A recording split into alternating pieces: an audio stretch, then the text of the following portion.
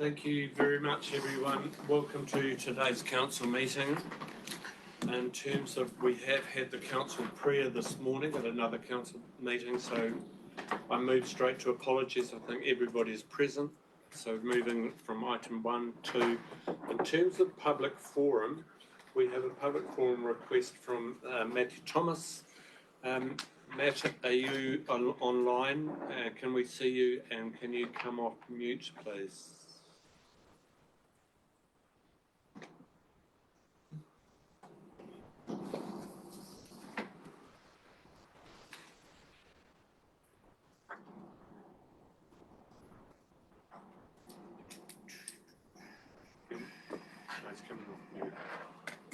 Hi Matt, this is Andy. You are being broadcast live. We're live streaming. Thank you very much. In terms of the public forum, Matt, the rules are that you have up to 10 minutes, and that includes question time. Okay. So the time is yours. Okay, so we received an assessment back from our rates remission, and I'm acting on behalf of Alan and Gary, by the way. I'm not a building owner myself. You might not necessarily want them to attend these sorts of meetings, various different reasons, but we're a little confused on how we got our assessment, and we asked for a reconsideration. So that's where I'm at, effectively. Yep. Would you like to expand on your reasons for requesting a reassessment? Well, the wording says that for a full rates remission for a maximum of 3 years. Well, we didn't get that.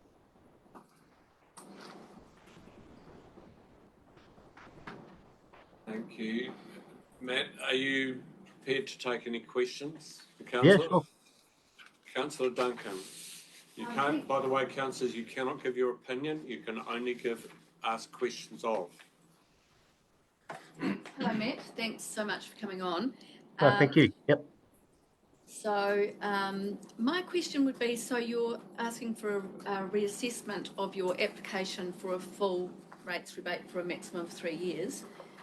And so you're asking for that assessment because you believe that we haven't received all the information, or?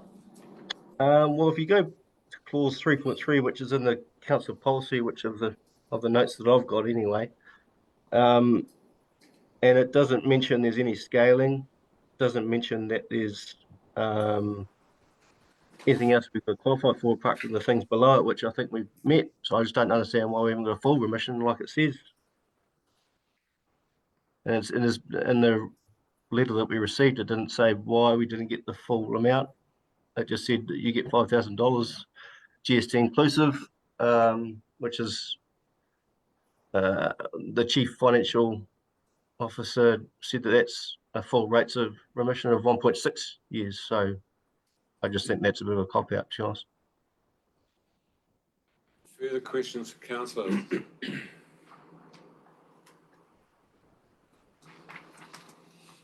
Anything further to add, Matthew? If I go back to a wee bit of information on this building, like the owners did it up back in upstairs anyway, just in the early 2000s, and we had a draftsman do all the architectural work and dealing with council and that sort of stuff, and he interpreted the policy in terms of doing upstairs for a firewall, that we had to do a firewall up to the ceiling height in the upstairs department, and they could not get a RDC representative to come along and do the sign-offs on time. No one turned up. So we had to go by how the draftsman interpreted the policy wordings, and then finally an RDC person turned up to sign the area off, and they interpreted the policy different to our draftsman, And at that point, we'd already done another 4 odd weeks worth of work over and above it, because we had to keep on moving. And we took it on the chin and basically had to deconstruct, and it was a very costly operation. Deconstruct the wall and build it right past the ceiling up to the roof. And it wasn't very clear on the policy wording apparently at that time that we had to do that, but we do not and did it. Now the wording in the policy of 3.3, which the rates say there, it doesn't say that we don't meet any criteria there. And it says a full rates remission, and we didn't get a full rates remission. We have done everything we've been required to. In previous history, we've had to accept the position of council as per how they interpreted the policy. Well, this policy blatantly says that it's a full rates remission for 3 years, for a maximum of 3 years. It doesn't say any other qualifications that need to be met or anything. So I think it's up to you guys now to basically honour your end of the bargain. This is the wording that's in the policy. Please follow it. That's basically what we're requesting. And the other thing is that I caught a bit of the video recording of the council meeting where it stated the cost of doing this earthquake strengthening, and it grossly underestimated. And I don't know who gave you those figures, but they were wrong, totally wrong, by quite a lot. Can you, for the advice of council, when it comes to consider this, can you tell us what the full cost was? Yep. Yep. Just we do that now or later? Be aware, Matt, that you are being live streamed. If you wish to just provide that information back to the chief executive, that's fine. That's your financial position, but it's up to you as to whether you disclose that in an open meeting. Yeah, like I haven't got the authority to be able to do that in an open meeting, so it's probably I'll probably feel a bit more comfortable if I can disclose that to any one of you or whatever by email. Councillor Wilson had a question. Yeah, Matt, Dave Wilson speaking. Matt, I'm just a little bit confused unless I'm missing something here. But when we look at the policy, I'm not sure where the reference to the firewall comes in. No, this is something prior. This was something back in the early 2000s, and I'm just explaining to you what happened in that instance, and we're getting treated totally differently. We had to follow policy then, and now that the foot's on the boot's on the other foot, you're not following. I don't believe you're following your policy now. Okay. Thank you. We've got a couple of minutes. Councillor Wong. Could I ask Matt? You mentioned to me earlier that you wanted to know about the part of the council policy for the rates remission included your work to the Taipu community. Did you want to expand on that? I'm sorry, I'll rule that that's not relevant. We accept that Matt does an incredible amount. Right. This is irrespective of that, in my view. Councillor Duncan. Yes, just one further question, Matt. So with this policy that you were aware of before you started the work, would you say that the policy gave you any sort of incentive to do the work on your building? Yeah, it's part of the budget. It's it is taken into consideration when you got to do your groundwork to. Well, that's the reason why we did it early as well, was we realised that there are incentives involved, and things change over time, and possibly, like, there's a whole lot of discussion about just ignoring it and waiting to see what actually happens in 2035 or 2030, because otherwise there's going to be some serious ramifications of whether actually councils are made to follow through with them or not.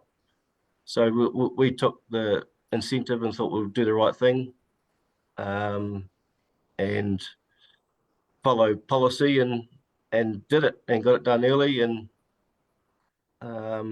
hopefully we were just trying to do the right thing, because we see ourselves as being here for quite some time still, and we try and hold ourselves to a high degree. Thank you. We've only got a minute left. Any further questions? No, first of all, thank you, Matt, for bringing this to our consideration. It is on an order paper today, and I'll have to advise councillors around the process that this can be dealt with when we come to that item on our order paper. I think it's 10.1. Thank you, and yes, we recognise the work that you do within the community, and we're deeply appreciative of it, but that has to stand aside. Okay, thank you much for your time to allow me to speak. Yeah, thank you very much. That brings us, councillors, to item 4, conflict of interest declarations. Any conflicts of interest with regard to the agenda items? And of course, you can raise them at the time that they appear. No, thank you very much. In terms of the confirmation of order of business, I have 2 late items. The first is the employment of the Chief Executive, and the second is relating to the operation at Te Matapihi. Councillors, what I'll do is take the employment of the Chief Executive as a late item, and I'll accept it. Please record, the minutes record that I've accepted the recommendation as stated. I'll so move if we're seconded to that. Thank you, Councillor Maughan. Second. Thank you. Seconding. Those in favour? Aye. Those against? Would somebody move that the late item also be accepted in terms of options to address security concerns at Te Matapihi? Thank you. Councillor Carter moving, Councillor Duncan seconding. Those in favour? Aye. Those against? Carried. Councillors, what I'll do is deal with the first one first. I have sought advice from staff. Thank you, Mrs. Gordon, in terms of the appointment process. So the reason for the report is provided to enable council to formally appoint a chief executive as required under section 42 of the Local Government Act. The context is following the resignation of Peter Beggs in May 2023 from the role of Rangitikei District Council Chief Executive. Council undertook a recruitment process for a new Chief Executive. 2.2, and I'm reading this for those online. An appointment panel made up of all elected members, 1 business representative and 1 iwi representative was established to undertake the recruitment. 2.3, the council has met the requirements under the Local Government Act, is now in a position to make an appointment to the role, and recommends that Mr. Kevin Ross be appointed as council's chief executive, subject to signing of an employment contract. This meets the Local Government Act 2002, which requires, following a vacancy for the role of the chief executive, that we must undertake a recruitment process to fill that vacancy, and I have had that checked. I will move from the chair that Mr. Kevin Ross be appointed as chief executive, effective from 30th of November 2023 for a period of up to 2 years. Seeking a seconder to that motion. Seconded by the Deputy Mayor Dave Wilson. I will speak to this. Mr. Kevin Ross was appointed as an interim chief executive without the desire to seek a permanent long-term role. I have been pleasantly surprised is not the correct term. I think that he has performed a fantastic role. What I've seen is a change in attitude between staff, staff and governors. I think he has performed magnificently in that role, and I think we are very fortunate that he is prepared to take this on and wants to take this on. And by having an appointment process for up to 2 years, this gets us through a process of uncertainty in local government and sets us up for a council in the future. Any other speakers to it? Otherwise I'll go straight to a vote. I'd just also like to acknowledge Mr. Ross's visibility in the community already in a short time, and it's been much appreciated. Thank you. I will put it to the vote. Can I have a show of hands, please? Those in favour? Those against? And the records please state that it was a unanimous decision.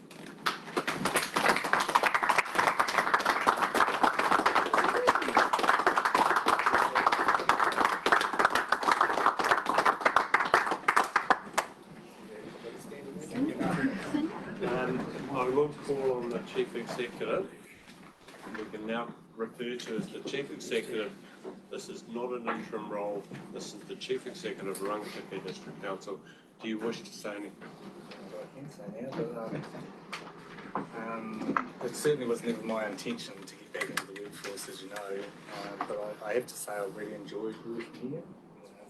There are nice people, nice staff, good staff, competent staff, and an engaged council, and you can't ask for much more than that when you sit in this role. There'll be arguments and disagreements, but it has got my brain back into working, which is it's a good thing probably. But yes, so I'm looking forward to the year and 2 years or whatever it takes to get through this and sort of set a path forward.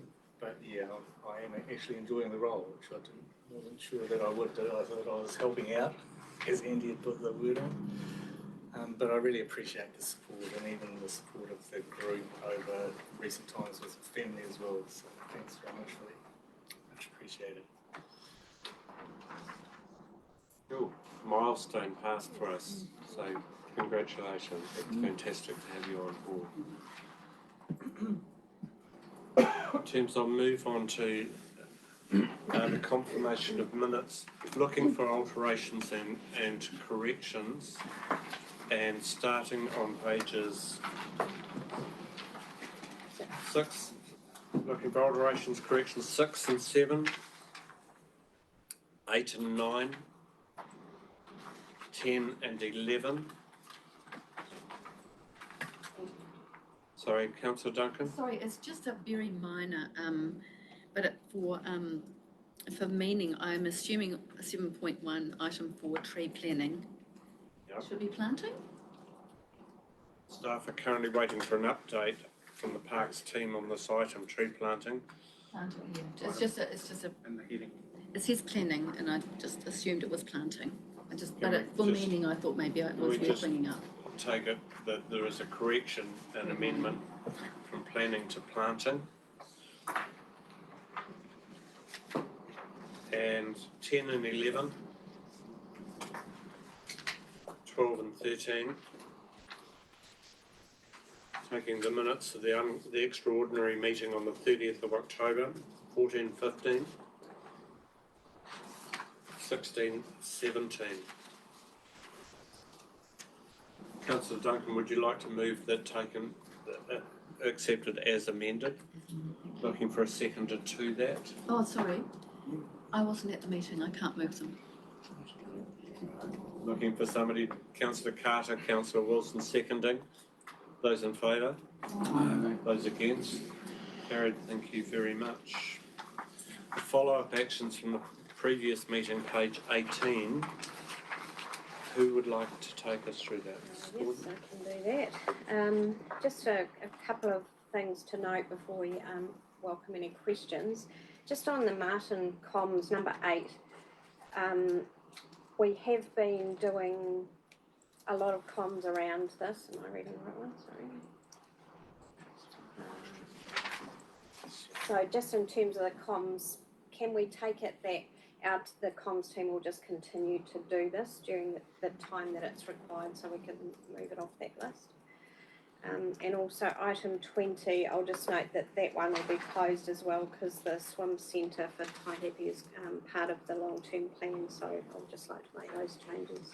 Okay, first of all, with regard to item 8, are people happy that that just becomes an ongoing process rather than just continues to drop onto this list? Is there an exception to that? Sorry, I mean, it should have been item 5. We should, Sorry. they were both Martin Water Strategy. Yeah. Item 5 is just the comms. Councillor Rakawa? A question? Yes. First of all, just dealing with that water one, are you happy? Yeah. I'll come back to you. And the second one was? The second one is in regard to item 20, just noting that that will be a long-term plan consultation item. With regard to item 20, yes, go ahead. When I asked whether the hours for the Taihape swimming pool were looking at being extended as part of the long-term plan key question, I was told that was only Martin that they were looking at the extension of hours. So you were saying if this comes off, it's because it is part of that.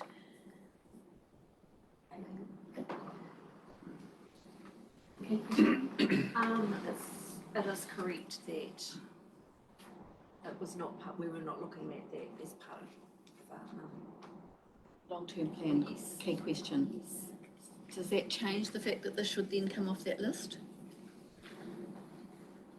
I suppose if it's not being considered as part of the long-term plan, it's probably not going to happen over the time of the next long-term plan, which will be the next 3 years. Is that correct, Raylene? Yes. Which further question through you? Try your luck, yes. Then why is it in here? If it's obviously come to us from the community as a question, how do we just drop it off, or is there some other mechanism to go back to the community to say it's not an option? I think we could say in our consultation document in the front section that we are looking at Martin. At this stage is not intended to look at Taihape. So that would close that So there'd need to be a communication around that. within that document. Thank you. It's those two. Councillor Rakawa, what item number? 25. Yep. Who's Councillor Gordon?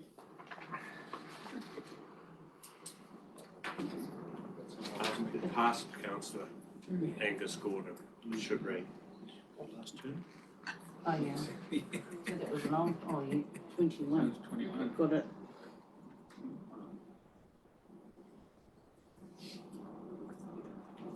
I think it was put in as an issue of Reference. respect rather than anything else. Thank you. Councillor Dalgety? Item 25 also, just basically an expansion of that. I just think that fly tipping may become more of an issue as the cost of living bites. And I noticed down our road it's at the moment it's a particular problem. Yeah. And so I just wasn't sure what is the council's stance on it and what can we do about it? Are you asking for further consideration, or it's just in progress? Arno, do you have anything you can update us on? Yeah, thank you, Your Worship.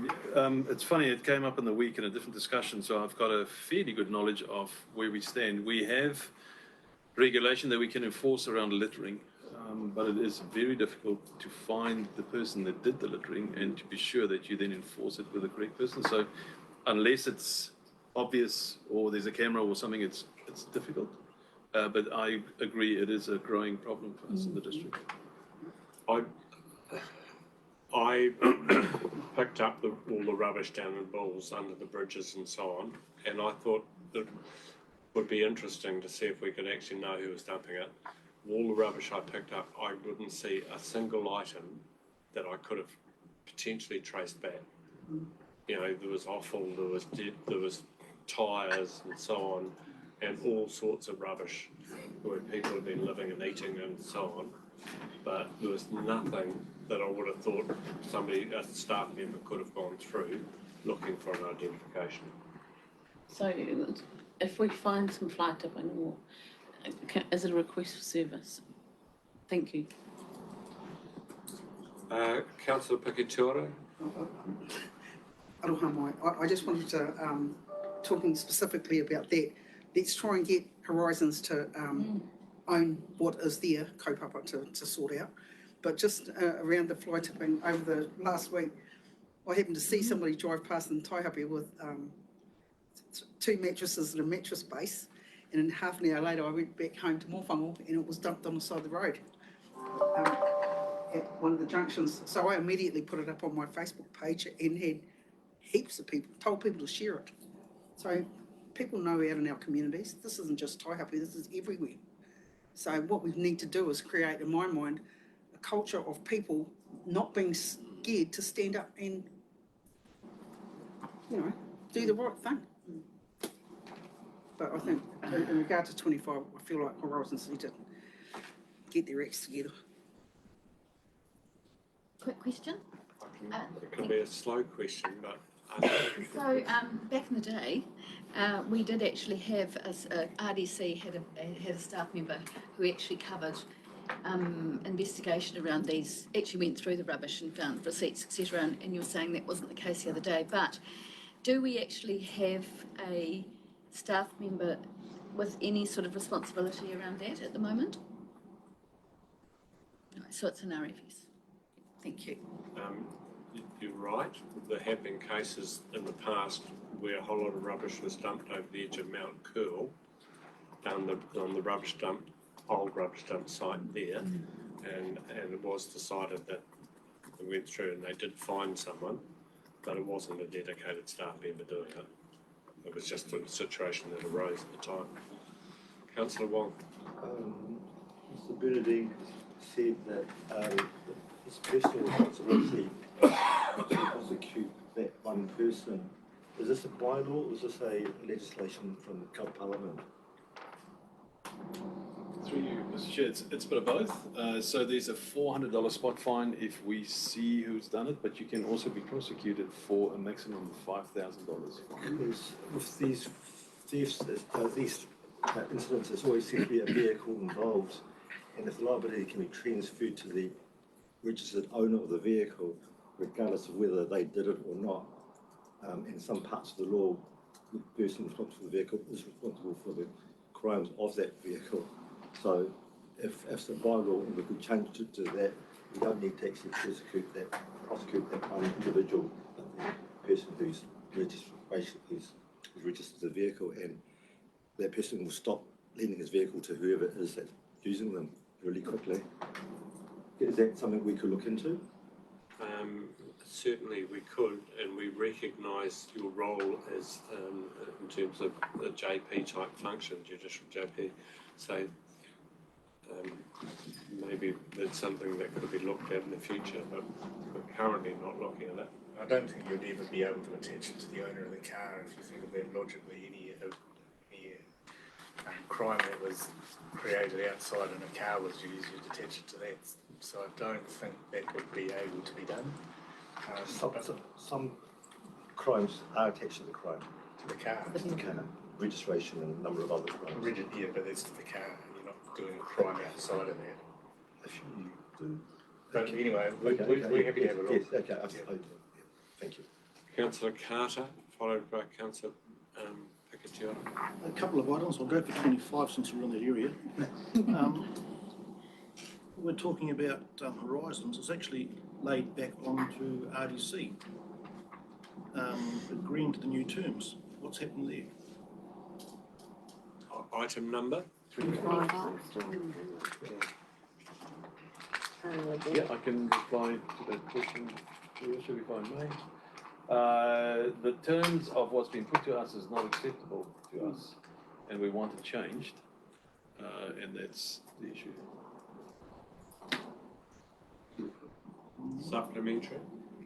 Item 23, bus lane cameras. We'll talk about it later on. There's another issue regarding the bus lane area, Whanapigi. Are you talking about the occupancy of the showers and toilets? Yeah, but I'm also talking about where are these cameras that are supposed to be looked at. Well, at the moment, we presented to council that there would be an investigation around the IT capabilities at the moment. So we have a lot of cameras installed at the moment already, and adding actually doesn't solve the monitoring question around those cameras. So that is currently in the IT team is currently looking at this part of this puzzle, if you want to see it that way. And once they have the capacity to actually, that we can look after this sort of part of monitoring and actually doing something with the footage that is being collected, then we will install them. But just putting them up may deter some people, but quite quickly people will understand they're not actually doing anything. I think you'd be right. There's quite a bit of traffic going through that bus lane. Quite a bit of traffic. But I don't think we have seen any incidences like safety concerning yet. Do near misses count? Have you noticed them? Yes. Thank you. Anything further? Would somebody like to so move receipt of report? Thanks to Councillor Carter, Councillor Lambert. Those in favour? Aye. Those against? Thank you, Councillor Lambert, for putting your name truly out. Battle hardened. Move on to the Mayor's report. Yeah, there's this other one that you wanted. Thank you. So the Mayor's report is actually in three different places. I apologise for that, and I'll explain the reasoning a little bit. So the Mayor's report and the attendances I was at was 21 through to 24, pages 21, 24, 25. Supplementary to that was a piece governing the elections and the ministerial portfolios, and I have made some comment about various positions there. I guess in terms of that CE appointment process, we've been through that, and we welcome that. In terms of the new government, I've listed some of the ministers there. I haven't necessarily listed them all, and of course we have 4 MPs representing ourselves in Parliament. So I've just looked at the very senior positions. Probably the one that stand out is, for us, is probably the Regional Development Minister Shane Jones, and I've made some comments around the fund that we have, that he has potentially available, and that we have relationships with them for our district. I've also put a separate document out in terms of the Dudding Trust, and for those online, the highlights for me are $15,000 awarded to the Shamozzle, $16,000 to Mill Street Kinley, Martin, $20,000 to Jigsaw Family Support, $20,000 to Martin Youth Trust, this is the youth leader, $35,000 to the Rangitikei District Council Libraries, $58,000 to Martin Arts and Crafts. The big one there, $175,000 for the Santoff Domain. Tootanui Stream Restoration, $50,000, $93,810 for the Tai Happy Musicians Club. This enables a total re-roof of the jazz club area. Rather than Dudding Trust saying we will contribute to it, we just said we would fund it. $50,000 for St David's Church, $90,000 put on various rural halls. The grand total is $930,000, which is a record for the Dudding Trust. Take any questions around those 3 reports or where I've been, etc. Any questions? Councillor Hero, you wanted to make comment about some positions that I didn't label. Over to you. Yeah, well, firstly, just to, I just want to congratulate those people that have been able to benefit from the Dunning Trust applications and that funding. And it's good to see that that's gone right across our district. What I wanted to just, I'm looking specifically at the corridor around our new government. And I just wanted to let our ratepayers, our residents and ourselves know that as much as there's 4 people that have directly hooked into, connected into the rangitike, I just also wanted to acknowledge Tasha Koika Kemp, Koika Stevens Kemp. She was the Te Pāti Māori candidate that was up against Penny Henare, and she won by 5 votes.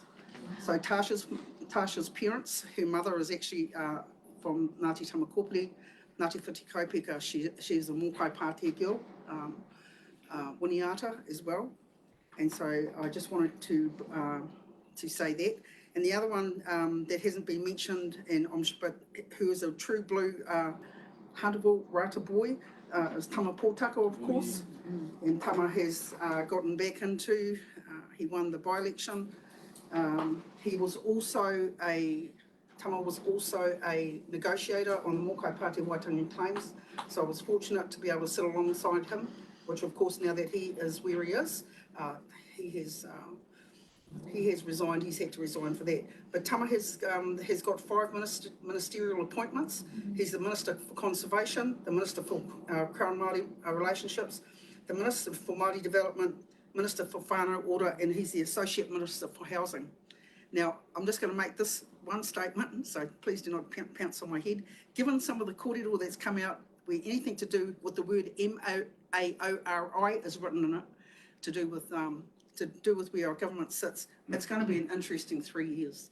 And also, given that they're looking at thinking about the talked about the removal of Māori ward seats, that's also going to be an interesting kōrero for the next 3 years. So that's my comments.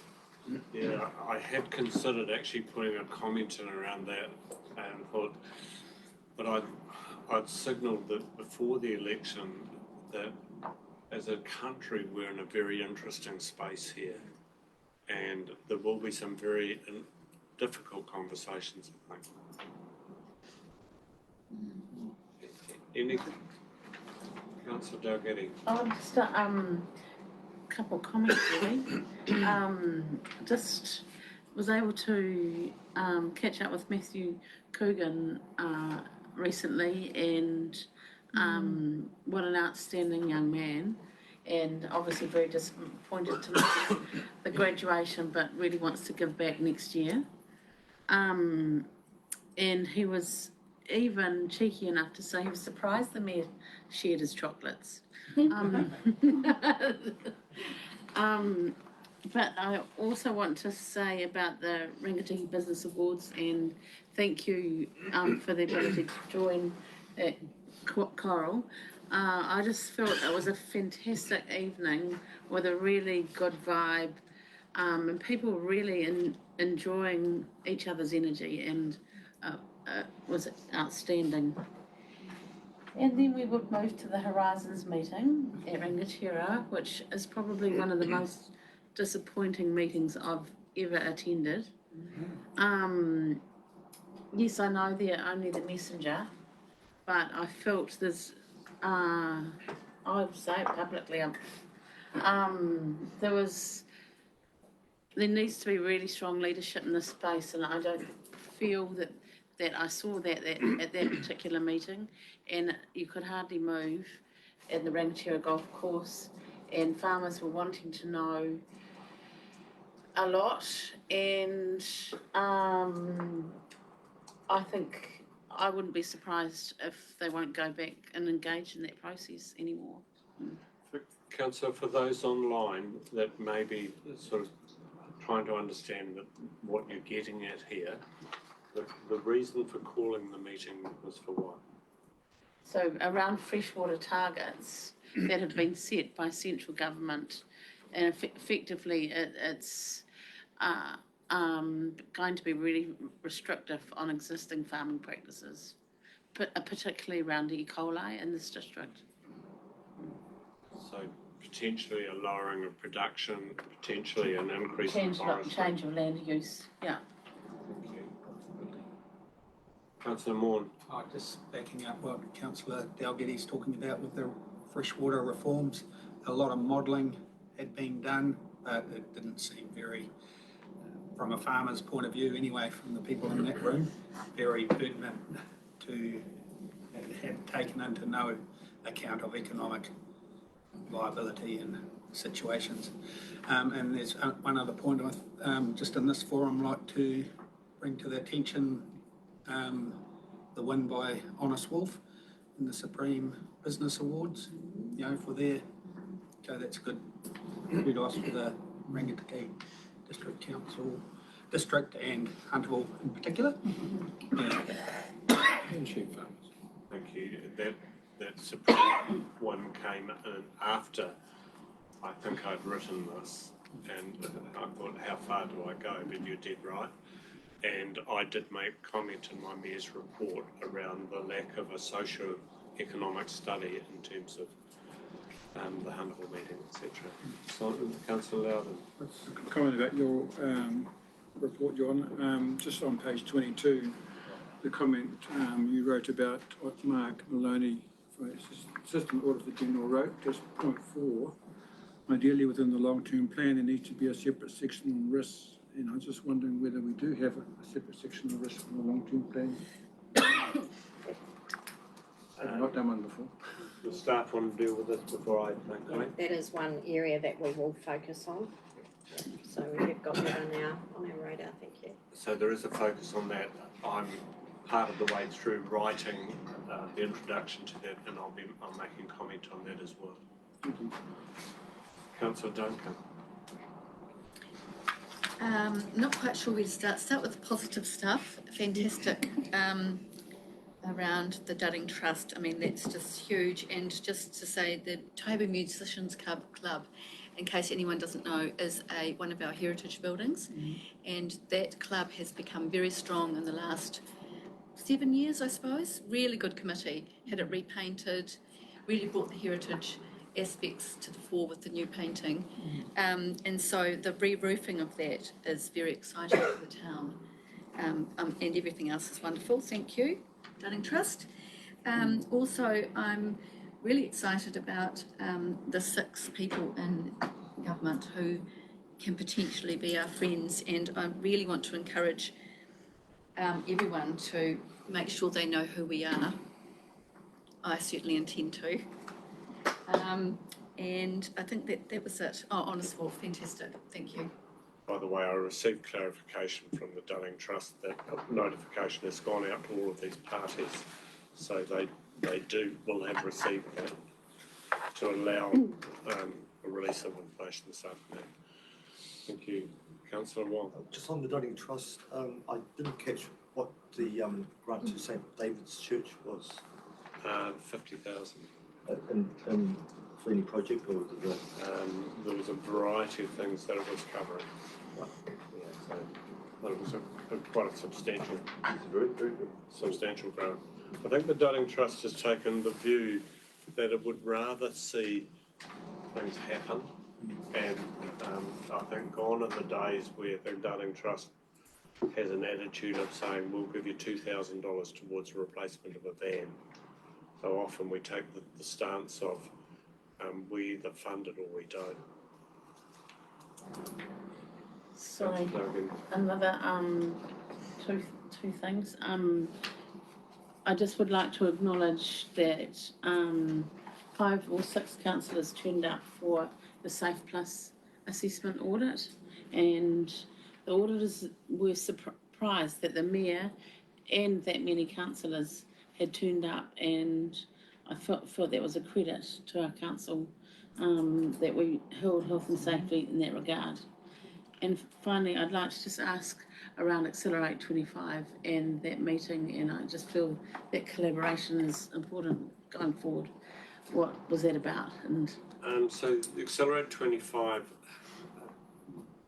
we're going through a little bit of a reshape regionally around what relationships we have, and part of that is because the national government has indicated that it wants regional and city deals, and so this is a process around working out what things Accelerate 25 can take on our behalf and produce the reports or the background to be able to facilitate that.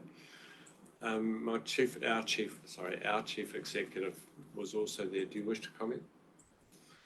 I don't think I've got anything further to add. It's an important thing to get involved with, but the question is whether Accelerate 25 is the body or whether it's the regional body or just to be some sort of independent.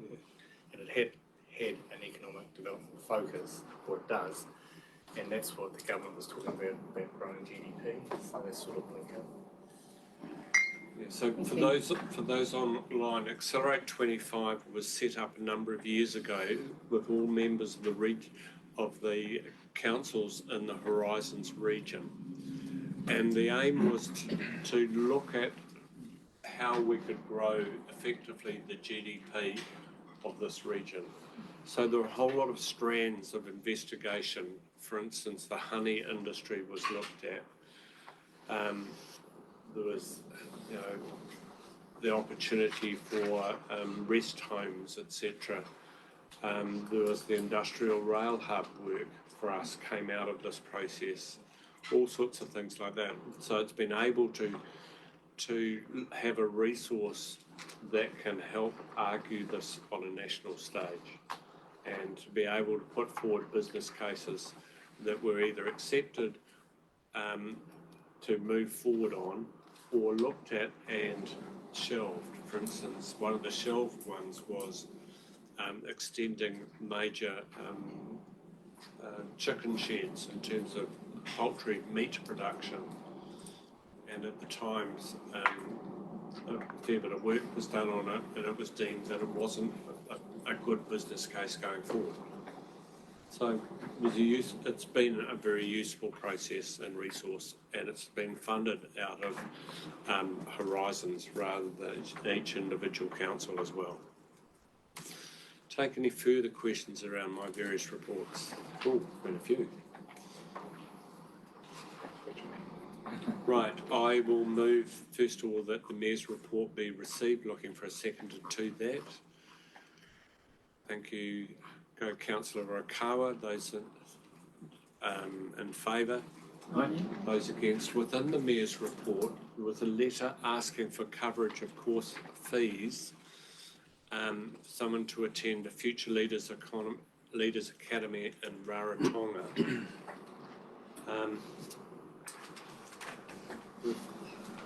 This has been a letter that's come to my office, and this is just one way of dealing with it as I see fit. So would anybody be in a position to move? Councillor Hero. I've got a question. Certainly. Have we got a process that's involved with being able to fund something to an individual?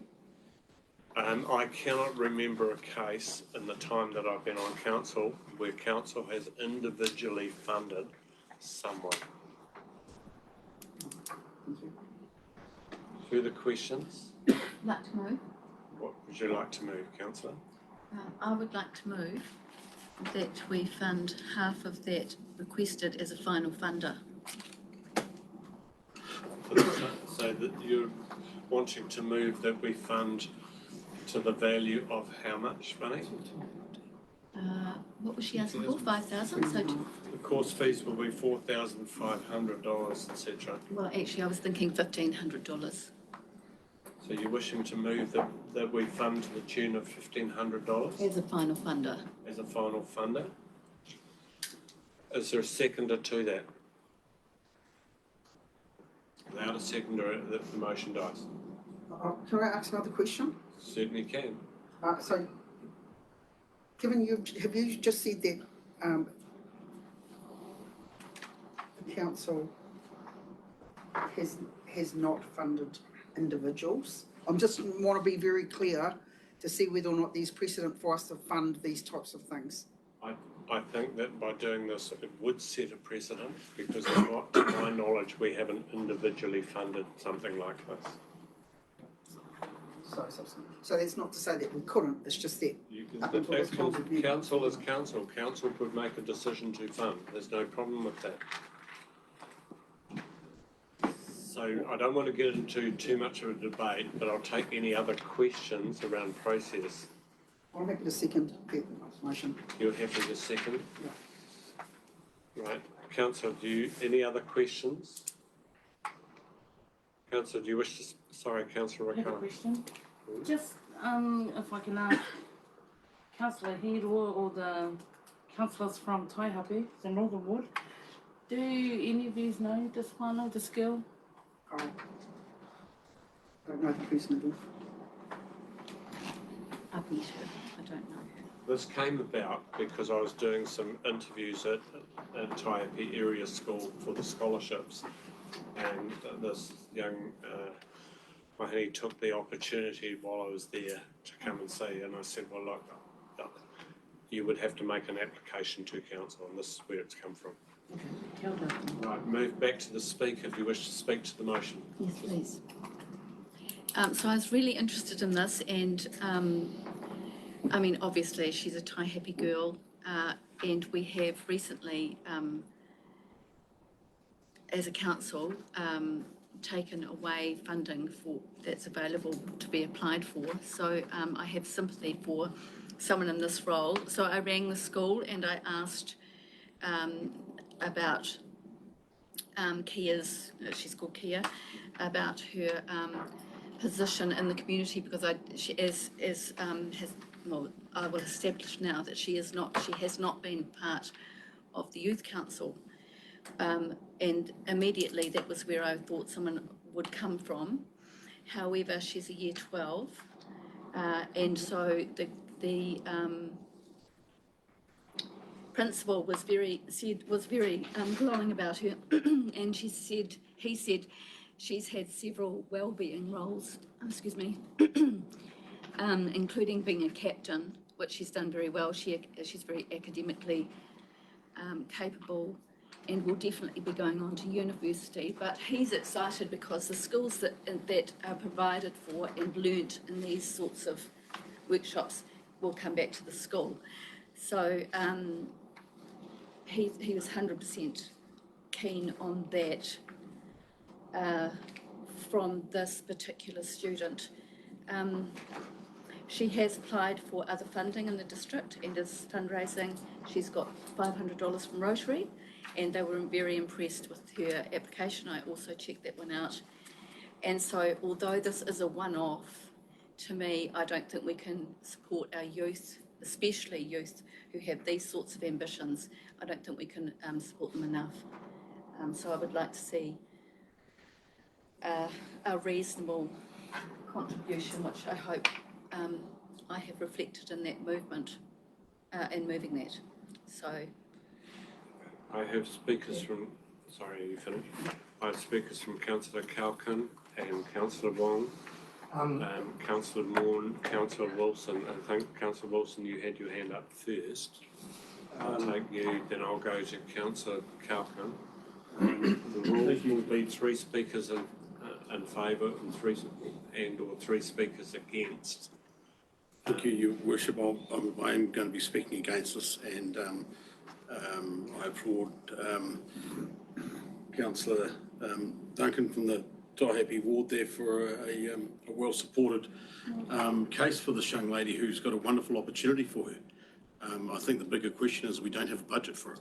We don't have a budget for this type of initiative anywhere in our council lines, and perhaps the bigger question is maybe we should do it. Maybe that is something we should be looking at upcoming long-term planning to maybe considering that. Right here and right now, we don't have a budget. It's unbudgeted. I don't know what pot you're going to take it out of. And I do, as much as I'd like to support it, I don't think we have the mechanism to support it in front of us right now. Although an initiative in our long-term plan to have some funding available for this type of thing for our rangatahi and youth would be wonderful. But we don't have it right now, so therefore I can't support the motion. Thank you, One Speaker. Councillor Cowkin, Councillor Wong, Councillor Cowkin. It's more of a question for Councillor Duncan. Mentioned that we removed funding at the recent annual plan. Can you just elaborate what you mean about removing funding, which is why you were considering this?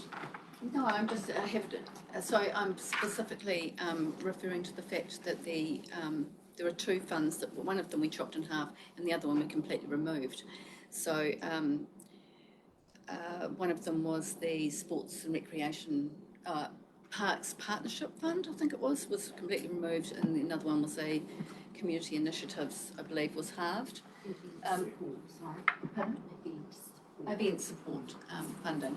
So I know that there are less opportunities for our community to apply for funding through us. In effect, we have removed funding ability from the council. Just a point of clarification, this would not have qualified for any of these. That's true. Is there a question you're looking at? 100%, yeah. Do you wish to speak to it? Or it's just a question. Also speaking against it, to completely reiterate what Councillor Wilson said, that while I think this is a fantastic opportunity for this young girl, and congratulations to getting this far, I'd like to see, if we do look at this, that it's a future conversation and a long-term plan. Councillor Wong. I would like to foreshadow that. Can I foreshadow that? You can foreshadow a motion. That motion loses support to the similar motion, but to a value of $500. You can't foreshadow to that extent. You could move an amendment. I don't move an amendment. Are you wishing to move an amendment to the motion that it be a sum of $500? Yes. Is there a seconder to that?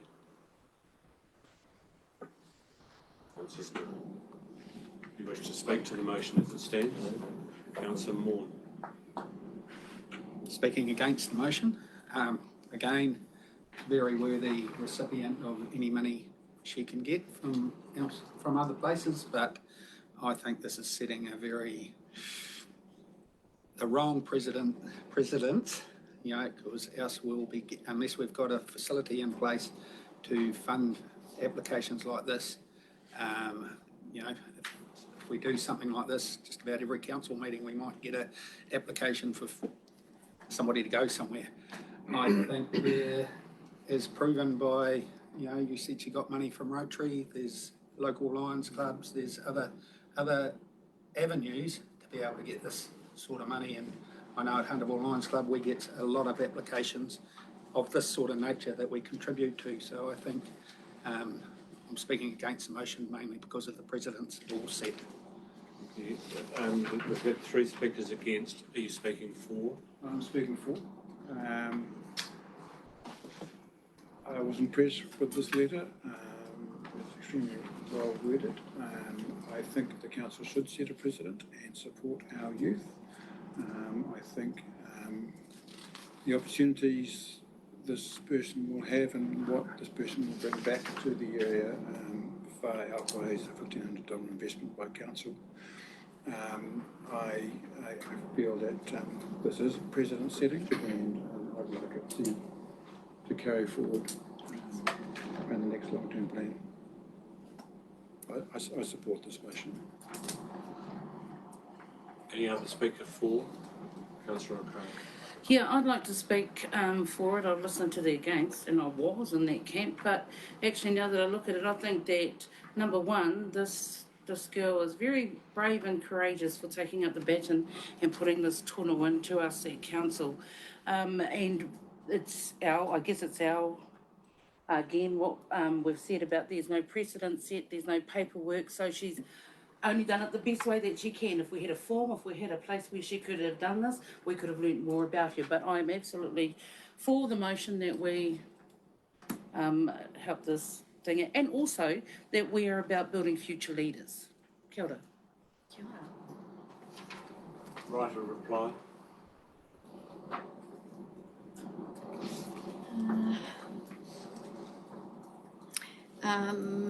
Yes, thank you.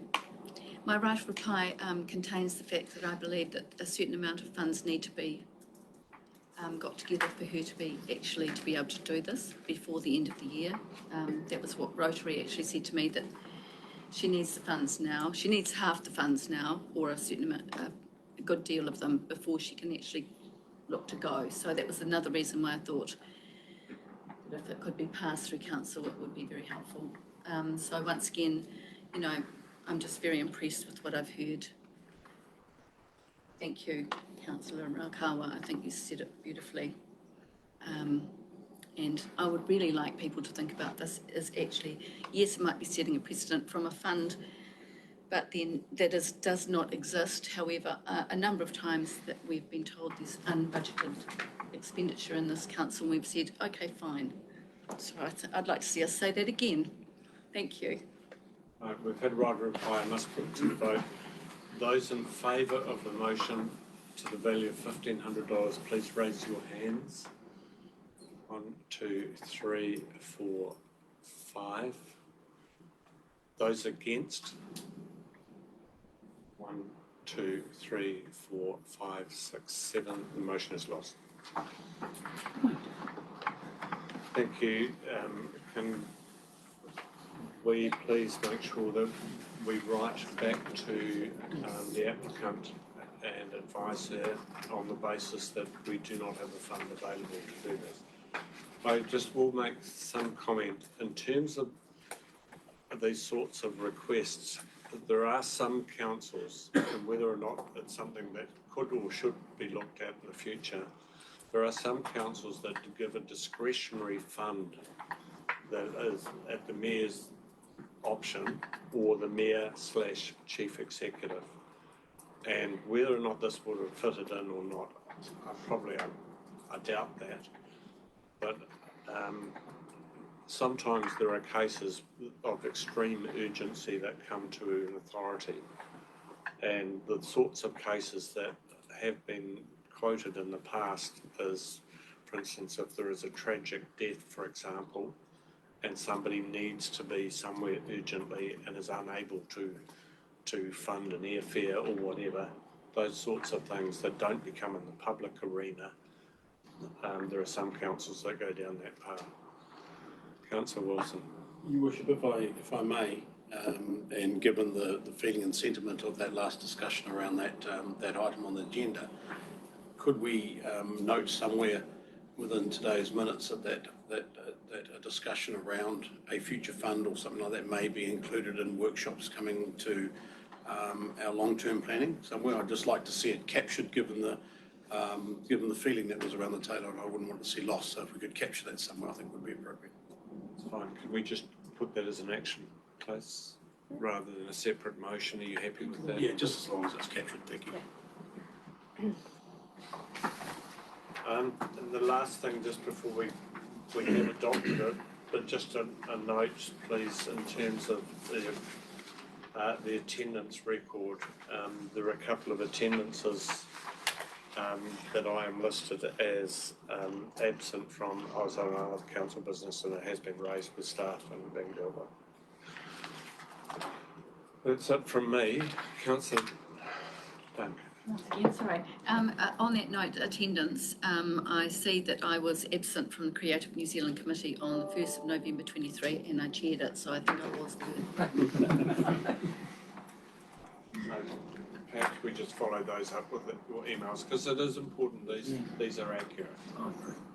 Happy to give you any corrections on emails. Thank you. So any corrections to that, if we could just follow through by emails, and it will be picked up and changed for the next reports. If we have it, sorry, Councillor. Sorry, just in terms of the Bulls Community Committee meeting, I was at that one, the last one. I took the minutes. Thank you. item number 9, we're searching for a chief executive. Oh, and we've got one. Congratulations. So we'll take the 9.1, the chief executive's report, and I'll ask the chief executive. Thank you. It's going past me. And this gets passed back across the table. That's right. Never knew how that worked, but it's a good one. Thank you. So what I might do is go through each section in the report, and if there's any questions, raise them as we go through. So the first one, events held across the district on council facilities. No questions on that one? Right. The health and safety and wellbeing dashboard. Thank you for your comments, Councillor Dalgety. Also noting that the Mayor and Deputy Mayor get this dashboard as part of their attendance at the ELT meeting each month. So if there's any questions on the dashboard? No. Sorry. Councillor? 4.1 and 4.2. So I know that. So you've moved on to staff movement? Sorry. I don't know why. Yes. Sorry, I fall into that too, so that's fine. Oh, yeah, the question was, we have, so I believe that we have Wakatau for staff that come, we have porphyries for staff that are employed. Do we have a farewell for staff that leave? Yes, we do, and it depends on the person, what they want, but also the length of time they've been with us. Yeah. Hilda? Okay. Just going on to the external submissions. So you will have received submissions from Tiffany in regards to the national policy statement submissions that have been written, and those 2 submissions are on our website as well. And we're just keeping a watching brief on what others may change now that the new government's in place. We're expecting quite a few changes over the next few months. Any questions on submission? Thank you, Councillor Dalgety. So just further to my comments earlier, I would really encourage us to make a submission around the Orangawai, but in the same breath, they may well change. Put it into one at the moment. Councillor Duncan? On that same subject, 5.2, Orangawai consultation, there is an email circulating to the members of the Ringatiki Rivers Catchment Collective explaining what their concerns are, and I think our council would be do well to have refer to that as a way of looking at what our community are circulating, and they are also encouraging us very much to all make submissions on it because they are calling them completely unworkable, a lot of them. So, Councillor Duncan, are you suggesting that we make sure that we submit on that 5.2? Absolutely, and also that we have reference, we at least become aware of what our local Ringatiki Rivers Catchment Collective, who are so in this space, are actually advocating. I'm not saying we have to agree with them, but we should be aware of what they are advocating.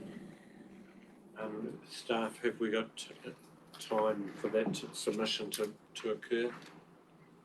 Anybody? So, we'll have to have a look at that. So, can we take it, councillors, that we do submit on it if there is time available for the existing staff rather than have that contracted out? Yeah, strongly support. Yeah, I think the end submission, the whole process is not finishing until the end of next year. So, yeah, but I think we do need to be a barking dog if we can. And we'll just have to keep an eye out with what National has now signalled they're going to do, so that may impact this one as well. So it might be a generic one, just to get our foot in the door and see where it goes. Thank you. We'll order a kennel. Okay. Catering, ragged dog. Further on submissions, Councillor Duncan? Would it be helpful for me to forward that email from the Ringatiki Rivers Catchment Collective? Yes, it would be. And I would forward that to whom? Send it to me. Yeah. Thank you. Could you also forward it out to councillors as well? Just moving on, really great to read or to be advised that we've been successful with that $10,000 grant for the extra play activation role. Who do we need to thank? Or was that it? Jalen's area. Yeah, the community group, Joe, Thank Joe you. Manuel. Thanks. The next one is in relation to the lease at one of council's buildings on Broadway, that they are relinquishing their tenancy for that site. Is this being dealt with under public excluded? There's no, this is out in the open, this has already been out there. Oh, you mean in terms of the follow-up? In terms of follow-up or discussion around it? No. There's nothing in here. Right. Yeah. And we have Mr. Callison in the room for the annual report on the dog control policies and practices. So you'll see the report is attached to this document, and there's a recommendation to accept it, but Mr. Callis is here if there's any questions that you would like answered in relation to that report. Mr. Collis, this is a statutory requirement, isn't it? Correct, Your Worship. So, do you wish to speak to it? No, just as read, thank you. Any questions? Any questions?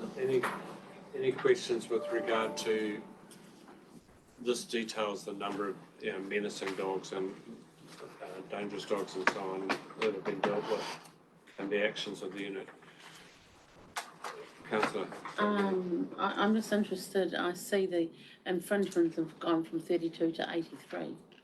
It's a big shift, I would have thought. Is that do you have any reasoning behind that or just what's happened there? To you, Your Worship. There's various reasons for those fluctuations. So last year we had quite a big drive of following up on non-registered dogs, as we do every year, and issued quite a lot of infringements. Now, a lot of people learned from that lesson, and so when we have followed up, giving them 7 days to register, people have adhered to the consequences the previous year, and it goes up and down from year to year as well. So, but that's mostly the drive behind that. People have taken note from the previous year's experience. Thank you. Just a question from me. We provide a shared service for dog control. These are the stats only relating to the rangatira? Correct, Your Worship. Yep. Any further questions with regard to dog control? Councillor Maughan. Do we have, out of those infringement notices, I know it's dropped, but is there a hard core that keep getting infringement notices and constantly being a problem? Sorry, just repeat. Is there persistent offenders? Is it the same properties or dog owners that might get rid of one dog and get another one, or that are hardcore? But some of them are new first-time offenders as well. And if we look at the infringements, if you have a look at how many go to go to court, it will show that people have paid, or there has been other reasons for the infringement to be withdrawn before court action. With regard to dogs, Councillor Duncan. I just want to say that this is a really appreciated role that council do, and it's actually huge. This affects so many people. You get a barking dog, it drives you nuts, and I think these people are all heroes, and I'd just like to say thank you to that team for this amazing work. Thank you, Councillor. I'll convey that. Thank you. In terms of recommendations, could somebody move that the Chief Executive's report be received? Thank you, Councillor Maughan, Councillor Hero. Those in favour? Aye. Those against? Carried. Recommendation 2. This is the adoption of the annual report. Somebody, Councillor Dalgety, you wishing to move? Looking for a seconder. Councillor Lambert seconding. Those in favour? Those against? Carried. Thank you. And that deals with dogs. Thank you very much. Thank you, Your Worship. So we'll just move on to the Martin Christian Welfare request. You'll see a letter has been attached to this report as well, where they have asked council to consider either a reduction or an exemption from dump fee charges with a lot of the items that they have to dispose of. So I wouldn't mind Mr. Bernardi just giving a bit of a comment on this one as well with regard to that email we sent this morning and the impact it will have if we... Thank you, yes. We discussed in quite a bit of detail, and at the moment, the balance between the cost of the activity and where we get the revenue from is very close. If we get one of them slightly wrong, we're going to be under the revenue that we require. So we thought to just give a blanket dispensation for this actually raises more risks than it will do good for the community. At the moment, I think they pay a lot of attention what they can resell and what goes to landfill. If it's we're not going to charge them, that view might change and a lot more might be coming to landfill, or people might see that as a way to get rid of your rubbish. If you take it there because it goes to landfill for free.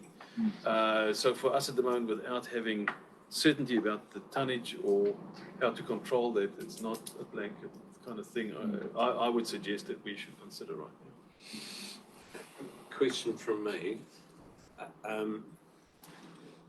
When you're saying that we don't have enough knowledge about the tonnage, if there is tonnage, would you prefer or do you see any benefit in this coming back at a subsequent time so to enable you to understand that? Or do you think there's enough information for council to make the decisions as is?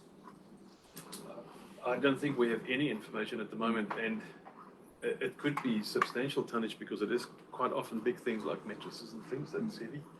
I think we should consider, and this is something we can bring back to council as an option, but consider having a limit or a ceiling or some form of control that we know what that dollar value is to council before we agree to that. Okay.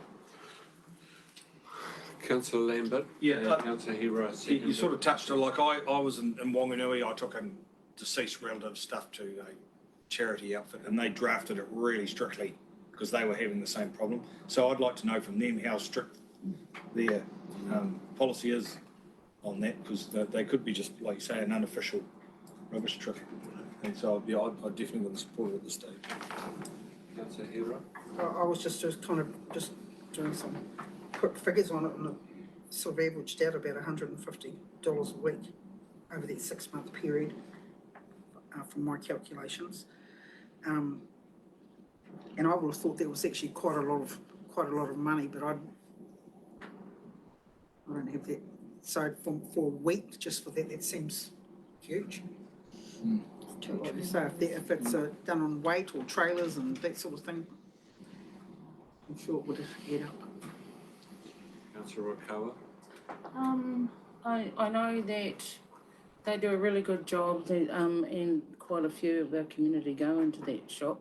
And I do see that, I guess some of the stuff that just gets dumped at their doorstep. So they don't have oversight over, like what you were saying, Councillor Lambert, about having a strict rule on what gets dumped there, because people do just dump their stuff in their front doorway. But yeah, that's quite a huge fee, although in saying that, I like the idea of what Councillor Lambert said, and also, you know, that they do make money on the items that they do sell. I would be a bit, I wouldn't know about that cost of 3,600 or reducing it or exempting it. I'd have to look at some other way how we could do it. So those are my thoughts. Councillor Dalgety, Councillor Kalkin, then I'll be looking for somebody to put a motion on the floor, please. Councillor Dalgety. I'd just like to acknowledge that at the Business Awards, their contribution to the community was mentioned, and if I've got, it was around 260 odd thousand, I think. I might stand corrected on that, but it was significant. And so, I would like to support them in some way. What that looks like may need to be worked on further. We're starting getting into a discussion of a motion that's not on the floor. Councillor Calkin. Well, that's what I was going to suggest, is that we put a motion in there for staff to engage with them to actually work out some kind of understanding around what their costs are, what it could look like, because I feel like their contribution to the community is significant. And we know that they come to us in other avenues to actually seek funding. It feels like that money's just going to go around in circles if we actually don't try and be proactive at the front end here. Nobody else that wants to put a motion on the floor, I will. Councillor Wilson, you wanting to put a motion on the floor? Was that a motion that Councillor Calkin was putting forward there, or I was saying we should, but didn't. I'd like to put a motion on the floor that the Rangitikei Council allows dispensation or a fund to offset dumping charges to the Christian welfare of up to $3,500 per year. There's one fixed fund. I would expect, if possible, the council staff could come back to us and explain us how that might work. But I think in an effort to move forward, it would be a fixed value amount. I'll second that as a motion. Sorry, Councillor Maughan, did you have a question? I think you. No, I'll speak against it now. You wish to speak to your motion? Well, I think from what I'm hearing when it's going around the table in this brief discussion that we've had, I think there's generally some support for it. And I'm really just posing this as one way to actually we can move forward on it. There's no doubt that there's a huge amount of support that the Christian Welfare, Martin Christian Welfare through the op shop supplies back to many people in our community, some of which we will never know what they do, but it is huge. And the dumping issue is an issue that they're having to deal with, so we don't have to deal with it in the way of fly tipping.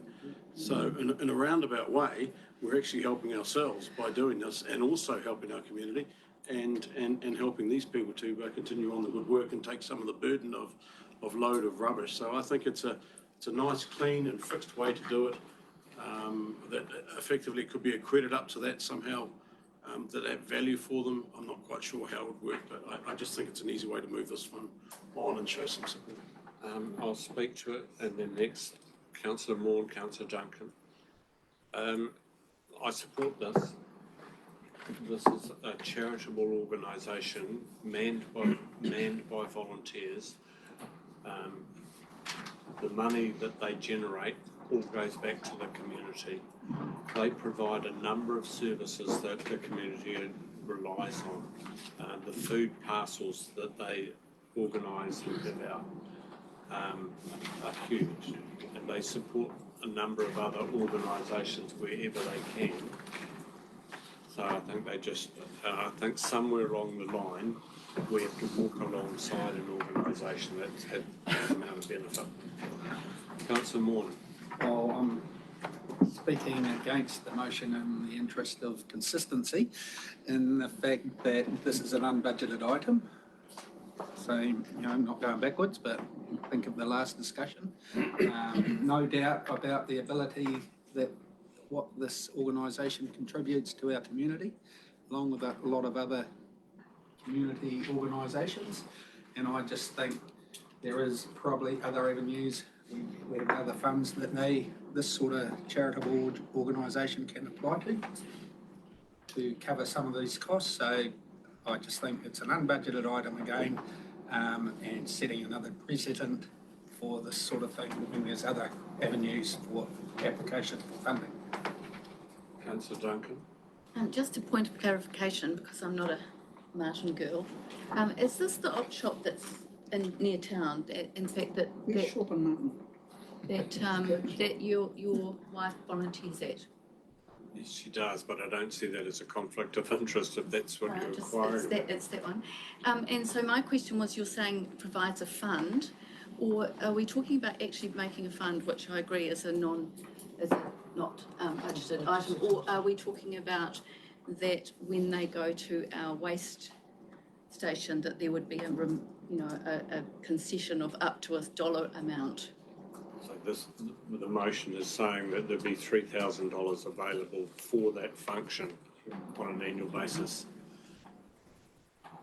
In that case, can I speak against the motion Yes.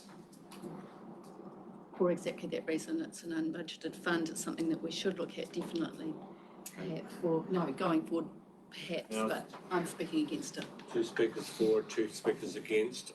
Go to Councillor Loudon, Councillor Hero, Councillor Loudon. I'd like to be consistent and I'll speak for the motion because this is a very worthwhile organisation. I do feel as though either there is a tonnage limit or a dollar amount limit that council can contribute towards their fees. I do feel as though council needs to work alongside Rob Shop in understanding the drafting process, with understanding what they will take and what they will not take, and the reasons why, and whether there can be some work done with them on that basis. Councillor Hero, are you speaking for or against? I feel like I'm speaking for, but I just. Have 3 speakers for. Okay. You can speak against, though. Are you speaking against? It's a question, really. I can take a question, What?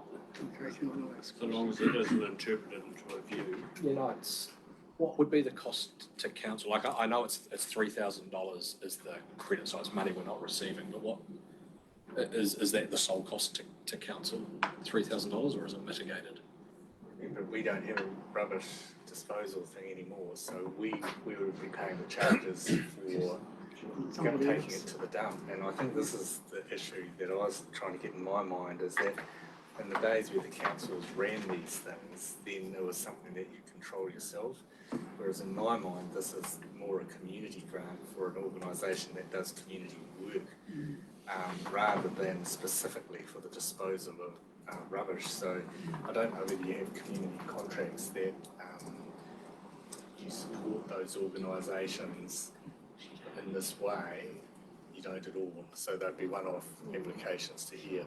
But to me, that's really what you're trying to do, is support the organisation for the good it does in the community, rather than support it for the disposal of rubbish. Because I do think if this was to go through, you could well create an avenue for people to take stuff there, dump it, and then they've got to dispose of it. I'd rather be trying to give that money to them as an organisation for the good they do for the community.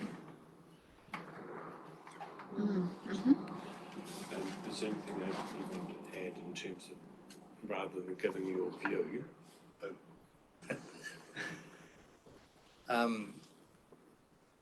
No. Good. Probably a wiser position to be in. So I move back to right of reply. Couple of hands up. We've had 3 speakers for, 3 going to ask speakers a question. against. We have 3 against. I asked if there are any other speakers against, and nobody put their hand up. Oh, just a question. We still have the community grants scheme with money in it, that applications coming in the new year, something like that, that we have another application round? We've got the Community Initiatives Fund, which supports community-based events that develop community cohesion. And other than that, Probably wouldn't quite supplementary, would this application fit into that criteria? No, it doesn't sound like it. go to right of reply. Very, very quickly, Your Worship, and in reference to the comments made by the Chief Executive, how you wrap up that level of support is entirely an operational matter for you and perhaps Arno and your team. I just want to see the level of support that I think this organisation deserves for the great work they do in the community. Nothing more to say. I must put it to the vote. Those in favour of the motion, to the value of $3,000. I have 1, 2, 3, 4, 5, 6 is by my count. Those against, 1, 2, 3, 4, 5, 6. Therefore, I get a casting vote. The casting vote is they don't receive it. The casting vote, for those of you as new councillors, is generally used to to maintain the status quo. And I take that position. So the motion fails. Can I just ask for some clarity around something? Around a casting vote? No, around comments that are of relevance to, I've written this down for myself, so the context in which things are put forward. So, Councillor Maughan talked about the discussion we had regarding the rangatahi applying for. Oh, I didn't actually say that, I said another item. Well, that was what we discussed, I'm assuming. So, Yeah. yeah, you didn't say what it was, but that was what we talked about. Yeah, yeah. So I'm just, in my mind, I'm thinking, well, there's a completely different context of what that was and what they're different things. So I just want to know, how do we, when we come to that, is There are a number of ways things can come to the council table. First of all, council can come by way of submissions to an annual plan, long-term plan, those sorts of processes. They can come by way of application to an existing fund they have. They can come to the chief executive for a request that may or may not fit under the chief executive's delegation. Or they can write to the chief executive and council. The moment that the council name gets mentioned, in my view, then that's a view that has to be taken and put in front of council in some shape or form, whether that is through the chief executive's report or through a mayoral report. But the moment there's a request of council, it has to be put in front of you some way. Does that answer it? No, it doesn't. This one came to the mayor's office. Yeah, that's not what I'm talking about. What I'm talking about is that the kaupapa and the kōrero we had this morning to do with the first issue around the young person, the rangatahi, was about an individual request. This kaupapa, and it's completely different as far as I'm concerned, this kaupapa is about an organisation in the town. So to me, the context is different. I'm just asking if that comes, because the reality is we do get lots of things that come across our table all the time, and there's going to be another one coming up. We're just talking about the context of it, because you can't say one thing. Sorry, I haven't finished. You can't say one thing. I'm gonna make my decision of my last, because that's what it was the last time, and I accept that, but only if they're if they're apples and apples, not the apples and oranges. And to me, that was apples and oranges. So I'm just saying. So, I would be approached just about every second day with a request for something. And sometimes you can say, here is an opportunity for you to appear in front of council via public forum, or you can write to council, or sometimes I will say, look, frankly, what you're asking for is something that council has never considered and probably is outside of their remit. And so sometimes it's just a discussion that channels something one way or another. In this case, I attended the annual meeting of the op shop. Chris Martin, Chris Wilford, thank you very much. And as part of that, the request came there, and I said, well, if you want that request, you'd need to put it in writing to council for consideration. So that's the pathway that in this case was followed.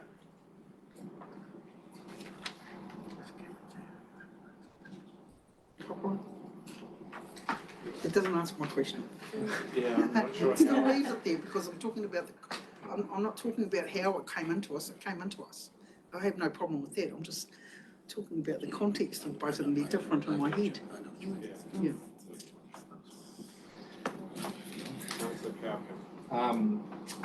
With regards to recommendation 4. So this is the next item in the report, which is a request from Mrs. Margaret Cavalis for funding from council for the Ford Ranger New Zealand Rural Games. There is a note in that report under 10.3 that this event would now qualify for the event sponsorship scheme. So that's just a note to say that round will be open in February, March next year as well. So, a little bit of background around this one. So this previously come as a request, and they were told to apply to event sponsorship. They didn't do that, and they deem themselves to be a special case that goes beyond our normal funding route. That's probably the easiest interpretation I can give you. Councillor Wilson. Happy to move that council declines the request and redirects them back to the event sponsorship scheme as council's appropriate funding channels. Looking for a seconder to that. Oh, there's a lot of hands going up. Are you all seconding? Yeah. This could be a short. Councillor Wong, your hand second up. it, yes. You're seconding. Yes, yes. Do you wish to speak to that? No, you wish, but Any speakers to it? Otherwise, I'll put it straight to a vote. I'd like to speak against it. Certainly. Go ahead. We had this issue last year, and last year I said that this organisation does a wonderful job promoting the district, and the evidence is quite there before you with all the reports about how Rangitikei residents take part in this event and do very well. And they've put themselves on the national stage. It seems like it's a growing event. And if you want to be involved in Extelo 25 and promoting the region, you need to be involved in these sorts of events, and you need to support them. And I think $5,000 plus GST is a minimal amount to be involved. So I speak against the motion. Any other speakers? Councillor Duncan. Yes, I have to speak against it as well. I would love to see us support this, and I do take on board that there is a fund that could be applied for, and that would be the best way for these people to go forward. However, this is a huge event, and it attracts 45,000 people. Particularly, the Rangitikei has had teams involved in the Clash of the Colleges. So once again, this is youth. And that's on the Friday, and it's a really huge event. Rangitikei College, TAS, those two definitely have been involved in the years gone by. Teams of kids going down there, which I think is very valuable, and it is an opportunity for us to showcase our district. Once again, they offer us a stall, you know, the opportunity to have whatever, and we've got these new people on board, such as Ben from Comms, who's becoming very famous, and we've got Rhonda. We've got fabulous people who have the skills to take advantage of this and support and promote our district. So I would like to see us think about this going forward, not just making people apply to the fund, but actually look at this as an opportunity for our district. So I'm speaking against this, and I would like us to support it. Other speakers, Councillor Carr. Speaking for the motion, just reiterating that we do have a fund available for this particular event to apply to. And also noting that this event isn't held in our district. While we do have attendees, again, we've got to be careful that if we provide money to an event outside of our district, what does that open us up to for funding for other events that are outside of our district? And while they do put on a fantastic event, they have people attending from all around. So I don't necessarily see that it's our position, especially at the moment, while we're outside of the funding round, to put money to it. 2 speakers for, 2 speakers against. Councillor Dalgety. I'm speaking in favour. Basically, this organisation has staff employed to fundraise, and we have a fundraising mechanism. I don't see why they can't go through that, and that's where I'd like to see it. And if they use that mechanism, I would support them. Any Other speakers against? Back to right of reply. Thank you, Your Worship. It's great that these three subjects seem to keep coming up all the way because they've got the same theme all the way through, unbudgeted expense. We don't have a budget for this as a one-off application. We do through our funding line. I agree with His Worship the Mayor. The direction was to go through our funding avenue for event sponsorships. That's what the request was last time. This organisation has chosen not to do that. 5,000 plus GST could well be a worthy amount of money to spend, but that's only a worthy amount of money to spend if you put a lot of other council and staff resources behind it, which will be a significant amount more than $5,000 to get your value worth in the first place. We've got a funding line. They've been asked to apply to it. They haven't chosen to use the appropriate way to do it. So I fail to see how we can support it. So that's the reason for moving the motion as it is, that we do not support. The vote. Those in favour of the motion, which is we decline. 2, 3, 4, 5, 6, 7, 8 heaps. So the motion succeeds. Thank you very much. That deals with item 4. Where are we up to on that? In terms of 11, 12, 13, 14, there's nothing else you want to raise? Right. Thank you very much. We'll move to the reports for decision, page 47, and we will look to take a break in about a quarter of an hour. 10.1.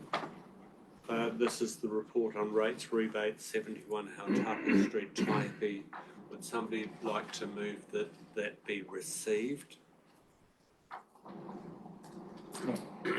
Councillor Wong moving, Councillor Lambert seconding. Those in favour? Those against? Carried. And as I've said to you, the council process is you cannot make a decision on this today. So where you're at is that council agrees or does not agree to reconsider the rate remission granted.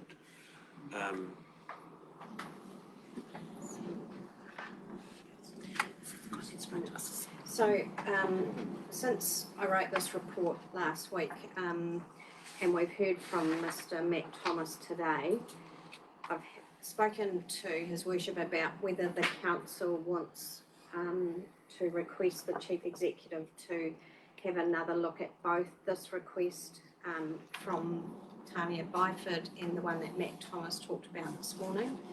The way to do that is to request the Chief Executive to bring a further report back for Council's consideration at the next meeting. So if you would like to consider recommendations to that effect, we have got some that you could consider and put them on the board. So the recommendations are that due to the new information provided from Mr. Matt Thomas in relation to the rate remission approved at the 26th October 23 council meeting for 8 Tui Street, Taipi, council requests the Chief Executive provide a further report to the 14th of December meeting to allow council to reconsider the amount of the remission. And that is for both. So separate recommendations for each of them if this is what council wants. So you have a decision as to whether you want to go through a process of reconsideration or you don't. It's that simple. So, is somebody wanting to move one way or the other, or are there questions first?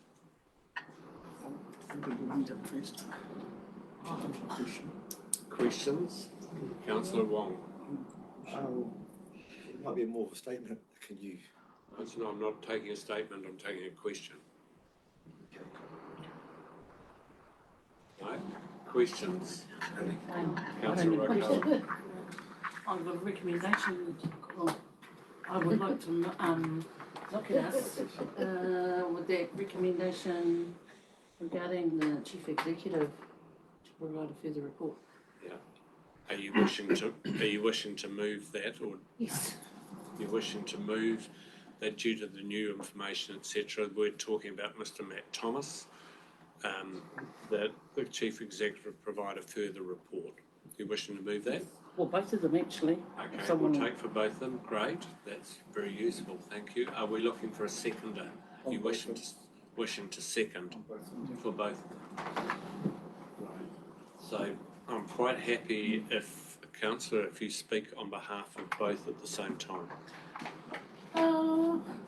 I just think it makes sense. I listening to Matt this morning and being able to, I haven't heard from Ms. Wyford, but if that is the case, that it can go back and have another look at Chief Executive and come back with a report. I just think it's pretty straightforward.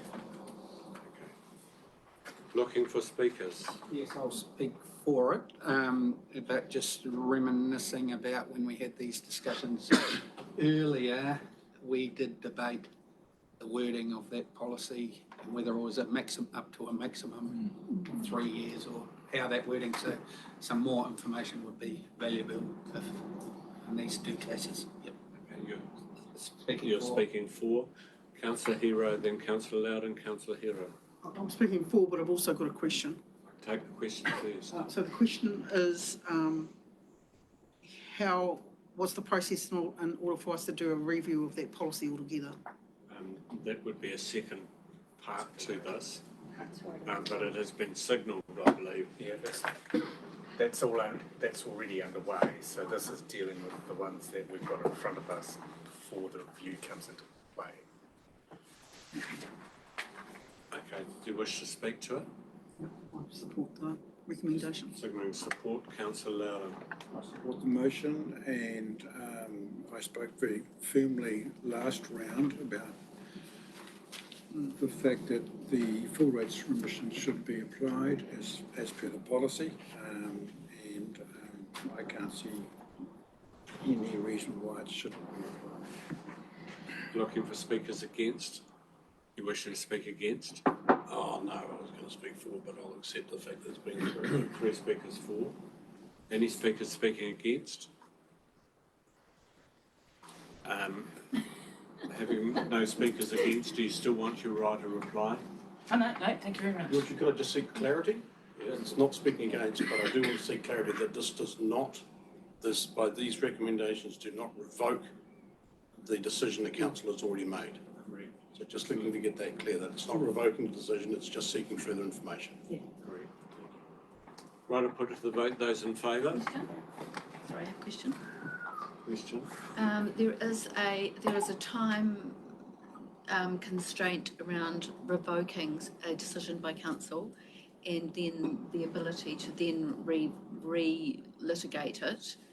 If we don't revoke anything, is that going to slow us up and make it January? That time consideration is already passed because it's not looking for a revocation at the meeting that it was passed. It only relates to if it's at the same meeting. So Just thank you. if it had been at the same meeting, it would have required a 75% majority. However, that gets bypassed to, it becomes a 50-50 call, if you like, a decision by council. That solves your question. You've got a question? Question. Could I ask the Chief Executive how much time this he may estimate would require? I don't think it's an over task, and it's actually a political decision, really. It comes to, because it's a matter of interpretation, and it's there politically that's interpreted. So it's Coming to the next meeting. yeah, so it's not a huge. 14 days. Right, I'll put it to the vote. Those in favour? Those against? Carried. Thank you very much. 10.2, the PMO report. Are you happy to deal with this now, or if there are sections of it that you can deal with for 10 minutes, rather than just be aware of them? Yeah, I was going to suggest that we go through the general report and then deal with that Davey Town Hall attachment after the break. Good plan. Right, you would have seen that obviously our table is attached as normal, and there's some pictures for you from the installation of those huge tanks at Papakai, just as sort of pointing that out. I will go through each of the projects. I just want to make one correction before I start. And we're looking at 10.2 and page 54. Yep. So one correction I would like to make, that is I have accidentally included the same comment in an update on Papakai Pump Station as well as Martin Water strategy around the variation for $243,000 of savings. This is not for both. This is just on Papakai. So it's a different, I made a mistake of copying it from one to the other. So apologies. What's that? Sorry, I was looking at what number was that? It's on page 54, and I included in the Martin Water strategy that there was a saving of 243,000, which is incorrect. Just going through the projects, Martin de Beau's wastewater centralisation, an update I would like to make is that we had a presentation, the same presentation that we had completed for the Asset and Infrastructure Committee was also held in the council meeting at Horizons on Monday.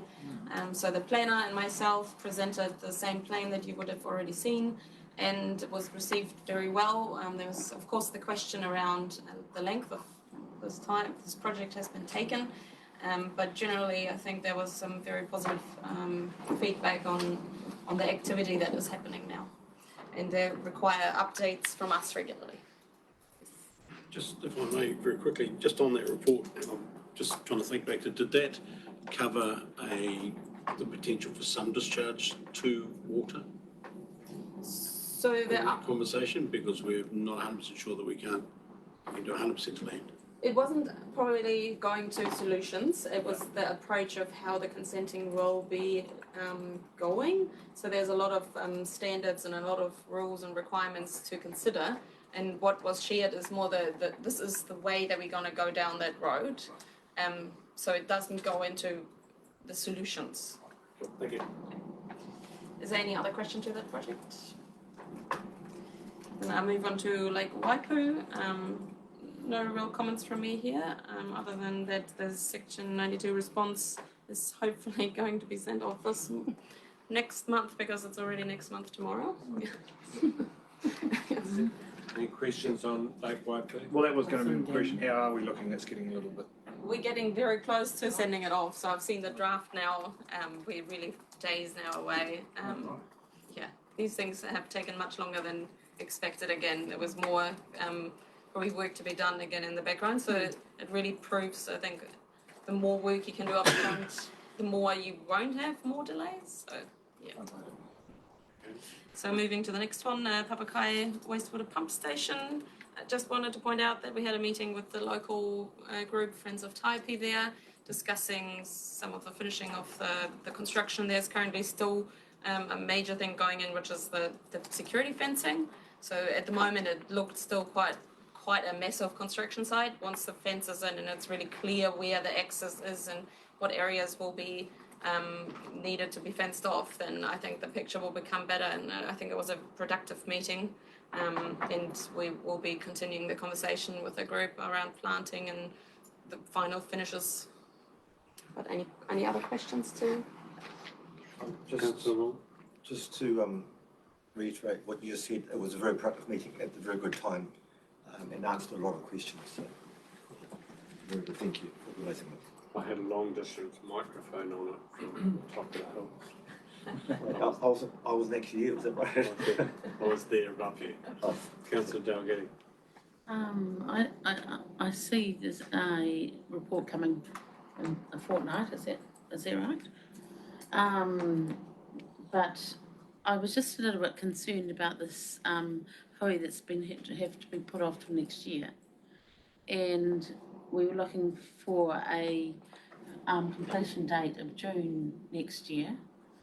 And so I just was worried, if we put these things off, then, and we've only got a 6 months time frame. Are we talking Papakai Park, or are we talking wastewater? I've done That's that the next before. one. I think you're talking the next one. I now. am talking the next one's beg your pardon. But we note your concern. We can deal with it then. Reply to it. Yes, it is a shame that we weren't able to have the hui.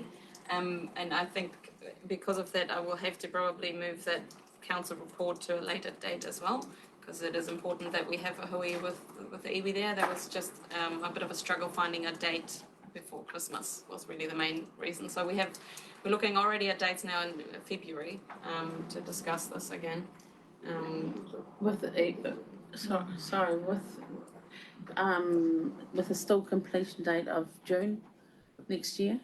So this work will be in parts. So what they have started doing, the company that they have been engaged on, that one part of the work has started and has been fully engaged. What we have gone out to them, to the same company, is there any other improvements that we could be doing in sort of a now interim term that will help quality, raise the quality of the discharge that is coming from this treatment plant at the moment. And this is what we want to discuss with iwi, I think, just to share what sort of ideas there were shared on that matter. Thank you. Moving to Councillor Rakawa. Dina, just on, through your worship, Lake Waipu, Yep. thank you very much. I said that we've got an extension till December 2024, which is wonderful. I just want to say thanks for you and the guys that are on the team, Horizons as well, for the work that you've done and getting done. Cheers. The only thing I'd request with Lake Waipu is that some sort of bullet point presentation could be delivered to me, because I will be in discussion with the various MPs ahead of the Ratana celebration. So especially if we could potentially put that into a request as to what government could assist with. So just, I'll need to be sharp to point in effect, so anything you can give me would be useful in terms of that discussion. So moving on to the Martin Water Strategy, if that's okay. I just wanted to point out that I have highlighted the program in red. This is a change from last month's, probably going from orange. Just a little bit concerned around engaging with the design consultant for the work. I still think the delivery is possible by the end of next year. Just wanted to flag it that it's certainly taking a bit longer than you would have seen in my report. The updates that we are hopefully engaging someone soon, and this has been sort of pushed out a little bit. So just flagging that and pointing out that the testing is underway at the moment of the new bore, and they have started it, but we don't have the results yet. So I hopefully can share some maybe in December in the council meeting. Otherwise, I can do it in an email as well. But just from my point of view, Your Worship, this is a key one. I've had the most flack about the Martin Water than anything, and this date is a critical one in terms of us achieving it, so it is one that we need to focus on internally as well. Councillor. Yeah, I'd just like to, agree totally. The public are desperate around this, and if we can get one across the board, then this is it. Thank you. Over the page, Yes. our block. Yeah, I just wanted to make a note that I will be taking that off the list. We haven't achieved CCC due to one item that we're chasing, unfortunately. But I'm hopeful that this will be achieved before Christmas. But I will keep you updated, but I will take it off the list. There's no further information there. Councillors, we happy that if CCC is achieved, it just comes off the list? Thank you. Be sad to see it go, but... No, it won't be. Moving on to the Martin Civic Centre. Any questions on that? There's a workshop coming up on that. There's actually a paper coming to council in December with some sort of summary of based on what the workshop discussions were. Thank you. I will leave the Taipi Town out for now because we're going to come back to that. We just jump back to one, because I know you did indicate you were going to have a break and go into the Taihape one. The Taihape wastewater treatment plant, And if it's covered in a report that I see will be coming to council in December 2023, there seems to me, unless I'm misreading it, that it looks to me as though it's alarmingly underfunded, and we've got some potential issues cropping up there with regards to our methodology to try and keep the water out. Because whilst we're dealing with Papakai Pump Station, which is a slightly separate issue, we're not really addressing, that I can see here, the fact that we're unconsented at Taihape wastewater treatment plant, and we were going to desludge the desludge survey is complete. Multiple feedbacks consultants received. Theoretically testing. Has any of these methodology been tested with Horizons as to where this leaves us? So the treatment plant is consented until 27. There is some issues around this treatment plant in regards to compliance. So we have received a couple, I think, of infringements around quality of water. And so part of the annual plan process, we included a $2 million extra capital spend on this treatment plant so that we can increase the quality that is being discharged. The first part of the work we have locked in with a company that is doing some good works on upgrades on the existing membranes. But what we now are wanting to indicate is that we are taking this further to see what further upgrades could be done that make it a lot better, the quality of the water that is being discharged. So at the moment, what the costs are indicating from this company is that we are maybe a little bit underfunded, but not vastly. But we need to do more work in that space so that we can really bring back to you a more conclusive report on it. Yeah, my apologies for saying that it was unconsented. That is incorrect. It was just the breaches of the consent conditions that I've been a little bit concerned about as to where we're sitting with that. And is Horizons involved in these steps that you're indicating here? They're very aware, so we are updating them on our progress, and they're aware that we are doing some work there already. I think I saw Bridie the other day, and she was quite happy that there was actually an improvement on the quality that has come out, so there wasn't any more infringement, which was a good thing. There's happy to leave it to that report that you've indicated is coming in December. We basically, what we're looking at is a little bit of not a direction change, it's just a small sort of change towards improving the quality so that we may actually be compliant for, a number of years that we have the consent still. So it's just a little bit of, I guess, the tactics around it. And so we'll bring back something, but don't think it's going to be December. So that was one correction I made. Yeah. Yes. The last one we'll deal with is the Martin Industrial Rail Hub. There will be a paper in the Risk and Performance Committee next week. Sorry, Risk and Assurance Committee. And so there will be a paper on risk on this topic. And the only other update I have is that we have CCC for the Martin Memorial Hall, which might surprise you all now that it wasn't achieved. So, we finally got over the line with fire and accessibility issues that had to be resolved, and now this is fully closed. Thank you. Councillor Wong. Councillor Hero. Councillor Wong. Before we break, just about time to ask about vandalism at the Te Awa block and other incidents. Say that again? I believe there was a vandalism on the Te Awa block recently. I'm not aware of that. I'm not aware of that. I think the Na'awa block. Na'awa, sorry. Yeah, there was some paint had been put around on the deck, etc., which was removed. Look quite minor. I think I'm honestly not sure to what degree, but I know there was paint on the deck. Okay, have a conversation later. Councillor Hero. Just a comment about this report. So when I think about at the moment we've got one project that's started this year, the Papakai. I'm just going off what's been put in front of us on the report. So that's the kaupapa around the Papakai Park. It says that this project's this part of it started in January 23 and looking to finish it in December 23. what my comment is that since 2019 of coming into council, there's been one project that we've finished, absolutely finished, well, nearly finished, which is the Taihepe Amenities Block. Yes.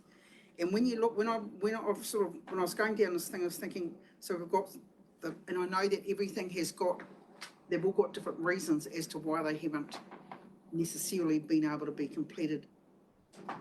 Like Lake Waipu, which has been on the books for 5 years, and we keep getting extensions for things. I want to know what the process is, or do we have when it comes to the auditing or how are we looking at the quality of what we're getting into so that we're not into something for potentially. So we're one term, for those of us that have been in for one term. Dave, thank goodness there's nothing for you that's been in for 3 terms, but there's one thing that's been completed since for those of us that have been around the table for the second term in. And so I don't know. Can I suggest that there's more than one that has been completed? Well, I'm going off what's been put in here. So the Na'awa block has been completed. We're signing that off.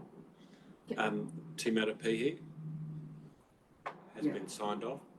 So can I just say that I'm going off what's been that's what's presented to us. I know Te Matapihi has been signed off in the previous. I'm just saying that now that in this term, hopefully we're going to get lots more of these things signed off. Can I comment on that? So this report is only the top 10 projects that we're looking at, and they are either significant in their complexity or their cost or their risk. So there's a number of reasons why they're in there, and there's a whole other range of projects that are getting off the chain constantly that you might not be aware of. And I would say that you're right, there's a lot of projects that they span over years and they're difficult to get across. They're not all comparable as easy as that. So when you look at Papakai Pump Station, when it came onto this report, it was a very defined project that was ready to go, had a scope, budget, contractor, everything was ready and locked to go. And so it just got the work done and we're finished. Whereas when we look at some of the other ones, they're like these massive pieces of work that have to be, some of them are not even, I made a comment, on, like for example, the Martin Civic Centre, that's not a defined project. Where we're working in a bit of a grey zone of, developing it to become a project. And this is where, that probably feels like a little bit of a long process. Yeah. My final comment to that is, I'm sure that those of us sitting around the table understand exactly what you're saying. Our people that might be listening, they don't necessarily. So what you're saying is, for a lot of us, it's heard and a part of it for a number of years. I mean, Councillor, there's some validity behind your comments. The national average of CapEx completion from the Auditor General's office is signalled at 80%. We don't approach that 80% in terms of this is matched against our annual plan LTP process, but they are very significant projects, and often they are tied up with consenting issues that can take literally years to get a consenting issue over the line. I think the average time to get a wastewater consent is something like 4 or 5 years. That's the environment that we operate in as well. So, but there's some validity there, and we are aware of it, and the Auditor General is watching this performance KPI. I'm not saying anything about our team at all, because you're doing what you need to do. It's more the perception of the community, to me, that I'm thinking about. Yeah, and I get that. Councillor? I'd like to say that I've seen a huge shift since Kevin's been here in the way things are getting done, the way things are being prioritised, and the focus that he's brought to the team is very commendable. And I think there's been quite a shift in that whole process too. I think on the basis of that high praise, what we'll do is we'll take a break. So it's now 10 past. I have to say, although that's a nice comment, I think you'll find that it's totally underway, and I've had nothing to do with that at all. What time are we back? You believe yourself. What time are we back? 25 past, 15 minutes, please. It's be resuming at 25 past, not for me calling you back.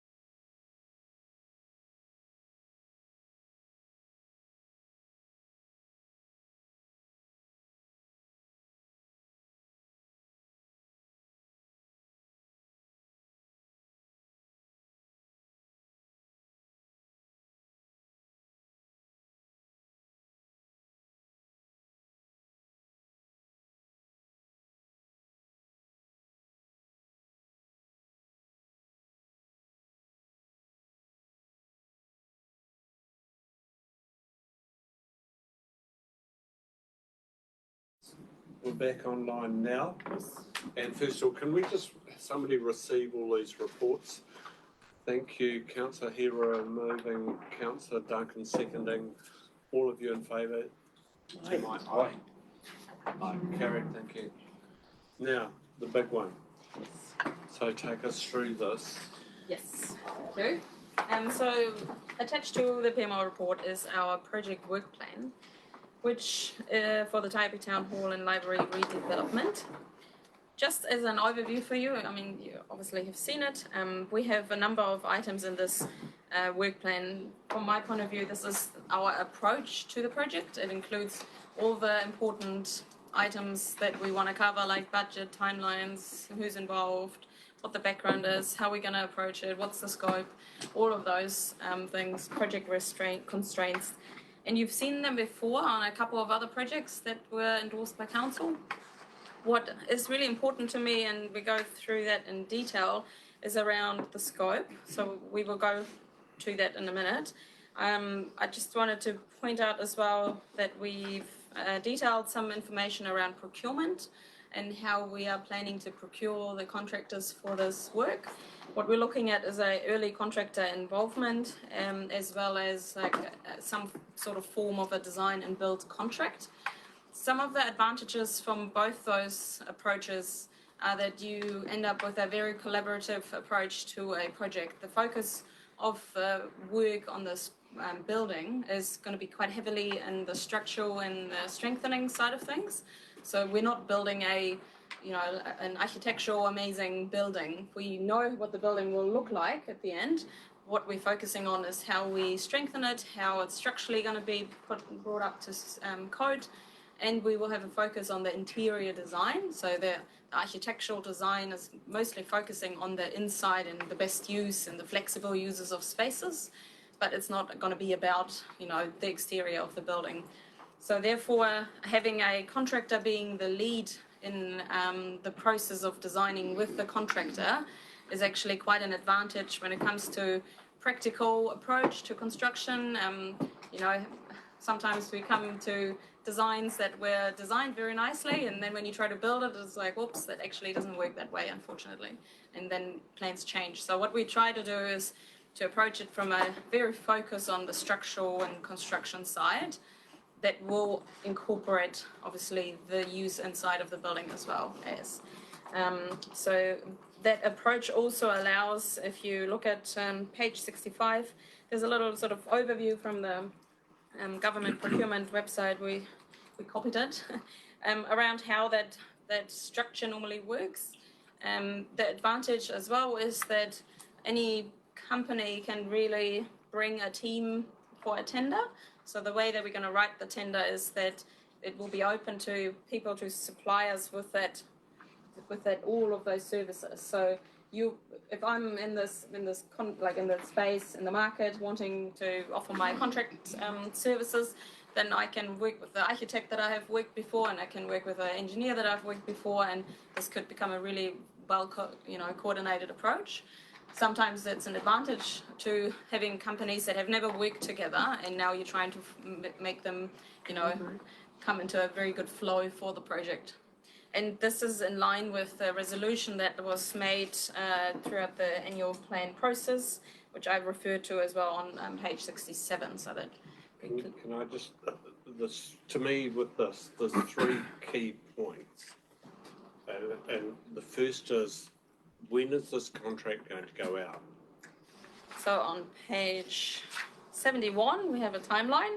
We're currently looking at finalising the procurement documentation January, February, and then the tender process March and April, which is a really suitable time because at the moment there will be a huge shutdown over summer where a lot of companies won't even look at those tender portals, unfortunately. Can I just stop you? All through this process, I have asked that we get to a contract stage before Christmas.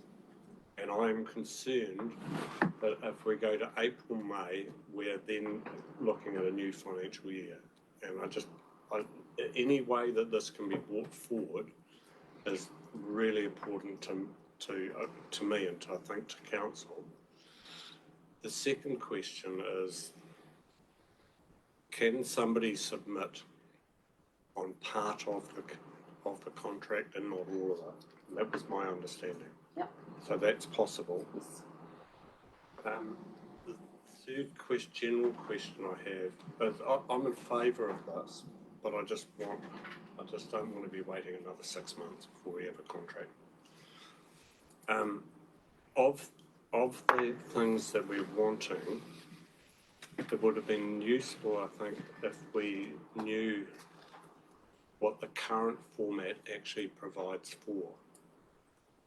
So in terms of scope, for instance, with meeting rooms, what's currently provided for would be useful to understand as we go through the document. So if there's a requirement, say, for a meeting room of over 30 people, I think, and presumably the current building can handle that. It'd be just useful to me to understand as we go through what the current setup doesn't allow for. So I would comment first on the scope. We will go through that in detail. I have pointed out in the scope the items that I would like to discuss, which basically all the ones that are pointed out as an item to be discussed are additional things that we don't have at the moment. So we have kind of taken the approach that the things that are there now or that are very minor sort of add-ons that are commonly expected, like rewiring or a DVD setup or something like that, then kind of assumed in scope. Other things are pointed out to be discussed. In regards, can you just repeat your first question? The first question the timeline, yes. I mean, ideally, I want to be in a position where we go out well before the end of this financial year, before the LTP, that we have a contract in place. And so that is currently, we're looking at an award of the contract in April. I just want to point out that we have, as council in the past, there's some good examples where we have rushed into this process and where the results were not that great. We have examples where we didn't rush and prepare well and the results were great. There's a focus on this project, and this is on page 66. You would have seen this before. What we are assuming the focus of this project is cost. If that was to be changed to time, then we need to accept that that might need to take an effect on the other constraints. So can I just get what you're driving at? So you wanted to know before we have the LTP as to what that expenditure is. It's just taken us so long to get to a contractual position, that a tender position. I just get frustrated in the sheer amount of time that we have taken to get to this position. That's all. I have to say, this is very hard to hear, because what we are doing is a very thorough process of engaging with the community and doing the right steps for the project. And there's a lot of requirements that are coming at us. We always are trying to be fast and trying to be cheap and doing the right thing for the community. And this takes time to get right. And I don't want to rush into this, and I would personally not do that. I'd like to speak in support of Adina, because planning is the most important thing you can do. And if you don't get it right, it becomes pretty messy. And I think the timing is very good. From a construction environment perspective, I think you're going to find next year there's going to be a lot more options for construction companies looking for more work. So I definitely feel as though what Adina has done here is exceptionally good, and the timing is actually very good. I mean, I take that on board. It's just that previously, quite some time ago, I was told that we would have this out before Christmas. Councillor Hero. I just want to make a comment, and it's a strategic corridor around what's happening in Taihape and what's been happening in Taihape and is coming up. So at the moment, there's 3 different lots of architects I've been involved with that are looking at public buildings in our town. One's to do with education, one's to do with health, and potentially there's this. So from a strategic point of view, Taihape actually has a whole lot of things that are going on. And in my mind, I'm thinking about what is the connect that's happening for all of these public buildings that are happening. And so if I think about, sorry, I feel like I'm going to take you off track here, but I want to be able to say this korero, and I've put it out there to say that currently what are the new things that have been built in Taihape? We know that Ngā Awa is a tick-off. There's recently the Taihape fire station that's been finished. They're smack dab in the middle of completing the Taihape St John's ambulance space.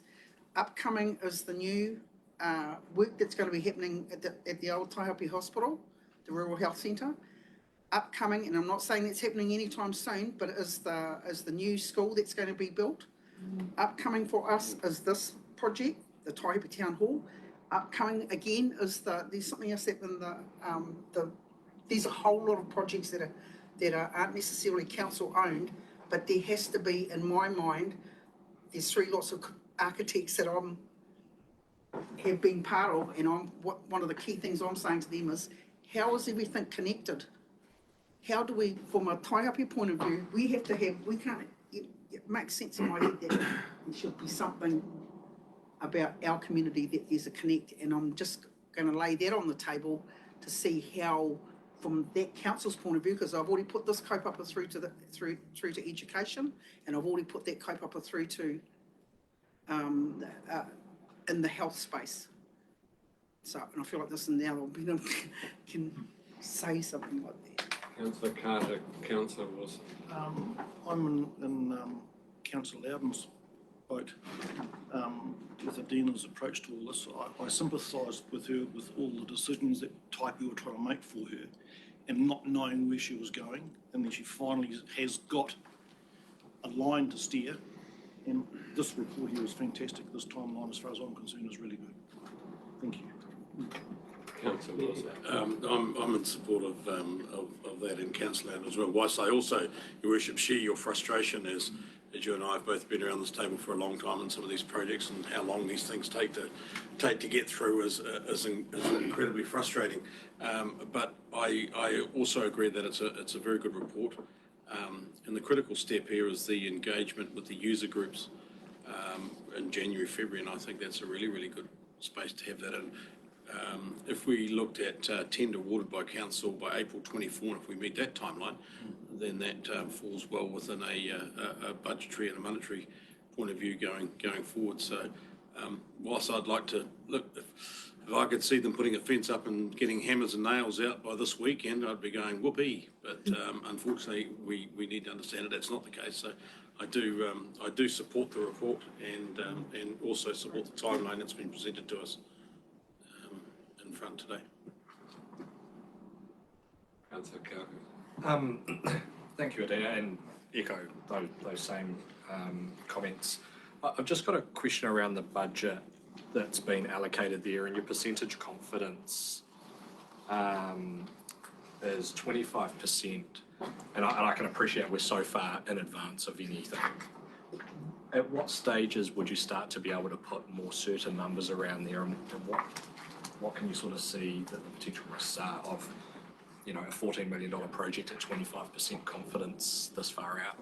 So, thank you. The 25% is it's not saying that I'm quite worried we're short. It also could mean that I'm quite, not sure yet how much we might be saving. So there's the both sides of it. We have to go through the design process, and so that we actually know what the actual design is. When you look, when we go to the scope, there's a few items in the scope that I'm recommending that we are doing, and they will quite significantly make the costs sort of, cement itself where it is, or maybe reduce it where it is. So, it's a bit of a question around that. So we do need to go through the design process. I would say when we get to the building consenting sort of stage, we have a very firm idea of the budget, because we will get it costed, and there will be the tender then it's not a tender, the cost will be reviewed from the construction company that they're offering by an independent quantity surveyor. And basically that will be like the budget that I presented for the Na'awa block that we were in budget with, which Dave pointed out again. But it's literally, that's where the confidence comes in. So when we have the design, when we are starting the construction, this is where then we know that this is very much more certain. Like this number will go up to 85, 90%. I'm never going to say 100 until it's finished. Yeah. Councillor Wong. Page 58 on the scope is the 80% building standards. Can we go through the scope? So this is a major part that we need to go through. Adina. Let Adina take us through the scope. Yours. Sorry, I just had a question around the 25%, because that was really concerning for me. I read that as 75% unconfident. So how do you come to the 25%? What? Because I'm a quarter certain that the final number will be $14 million. But it's all the other things. It's not just the number. It's all the other things that you're only quarter certain as well. Because what I have nothing to base it on right now. This is an estimate that was done on a very high level sort of design. You need to detail that before we can say that we're actually going to save money, which is the indication that I've received from council that the 14 is like the top end. You know, I just, until we haven't even defined the scope, this is where it all goes down to that number can be really anything. I think this is a direction too that I applaud, because I think the long-term plan things that have been going in without a percentage of confidence. Arno's got a plan purchase of properties and all sorts of things, so they do start low. What Adina's saying is the moment you get, well, this is what I understand, the moment you get some of those designs in and receive the first quotes or what that's going to cost, then it jumps up a long way, 85 or 90%. But in the first instance, it's really tricky at the moment to get that right for a whole variety of reasons. I know this one doesn't involve the purchase of land and getting the right stuff, but until you're over that mark, I think historically you've been too generous isn't the word, optimistic in what you've got, which is kept low, and you've paid the price. You know, so this is, I really think these reports are first rate, you know, they're outstanding from what I've seen before, so maybe a bit more conservative for Councillor Fiona, but the reality is I think you will see that progress as you go through. Thank you. So if we go back to page 58, so I have basically left one of the a column next to the column that says recommendation by the PMO. There's quite a few, and I'm quite happy if there's any ones that I assume to be in scope if you want to discuss them. However, otherwise I would assume them as sort of agreed and just discuss the ones that I've pointed out. So if I start with that, there's with the NBS 80%, it's just me asking for you basically to agree what level we are strengthening the town hall to. So there's sometimes an advantage to not strengthen to 100%. Sometimes taking it from 85 to 100 is actually a huge effort and could cost a lot of money. So what we're trying to find is what's the minimum, and we're gonna find that sweet spot where if 100 is easy, we'll go there. But if it's not, we do a minimum of 80 so that we know where the baseline is. The requirements from the legislation request 34%. However, being a public building and hopefully, you know, many years in the future to be used by the council and the community, I wouldn't recommend to just keep it at 34. I would recommend the 80%. 100% agree with that, Adina. Where does 80% come from? Why not 70%? Because you could easily say the jump from 70 to 80. Some of the 67. engineers have talked about it. So when we talked to the engineers about the design that we needed to be doing for some of our buildings, they were talking to us about that, you know, 80% is quite a common sort of point. And I can, if there's a huge difference, I can bring this back and let you know. I was just going to suggest, and your worship, if I may, do you need more scope than this 80%? Would 67 to 80 give you more flexibility if we're going through this? And that would be with a discussion about the council table as well. Really, to give you some flexibility. If you, as you've indicated, 80 to 100 might be a jump, but equally so, do you need some more flexibility around this number in your planning? It's probably up to you. What do you think the minimum should be? Let's say, risk appetite. I sort of take your point in terms of, say, you put out the tender and said you were looking for something between 65 and 80%. 67 and then depending on the numbers and what they're delivering for that might well be a consideration. So the tender won't reference this. The tender will be about the collaborative approach, and as part of our design process, we will have this discussion of where that point is, where it's comfortable, and where it's good value for money. Really, that's what we're looking for, best value for money. So would you tick that off, sorry, through you, Chairman, would you tick that off by council at that time when you got to We could, but if I get over the 80 if I struggle to get to the 80, I could bring it back, for example. Yeah. Just looking to get some flexibility in this to enable you to. 67 would be fine, whatever you feel comfortable with. Is there an issue around what the insurance company requires? Oh, I would have to check that. They normally sit at 70. 67. 67. That's their sort of guidelines. Councillor Duncan. So, thanks for this report. Given that conversation and what I understand, 67 is a baseline. You can't go below that for a public building. But if Adina can find 80% easily, yeah. But I would say that 67 would be a minimum.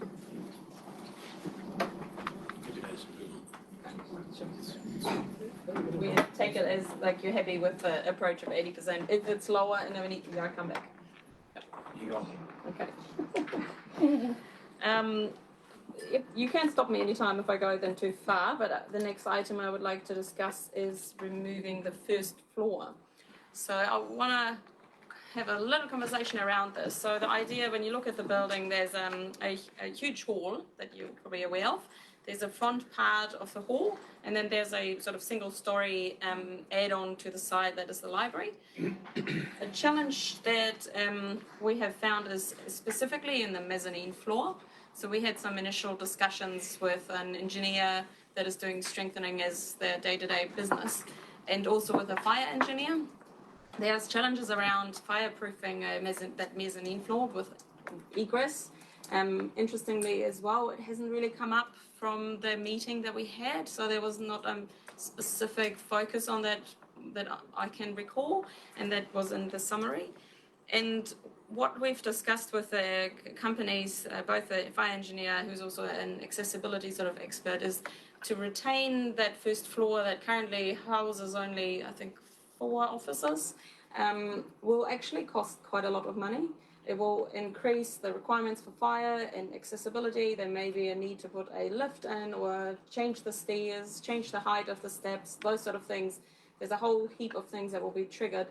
What I'm proposing is that the floor will be taken out. It doesn't change the exterior of the building.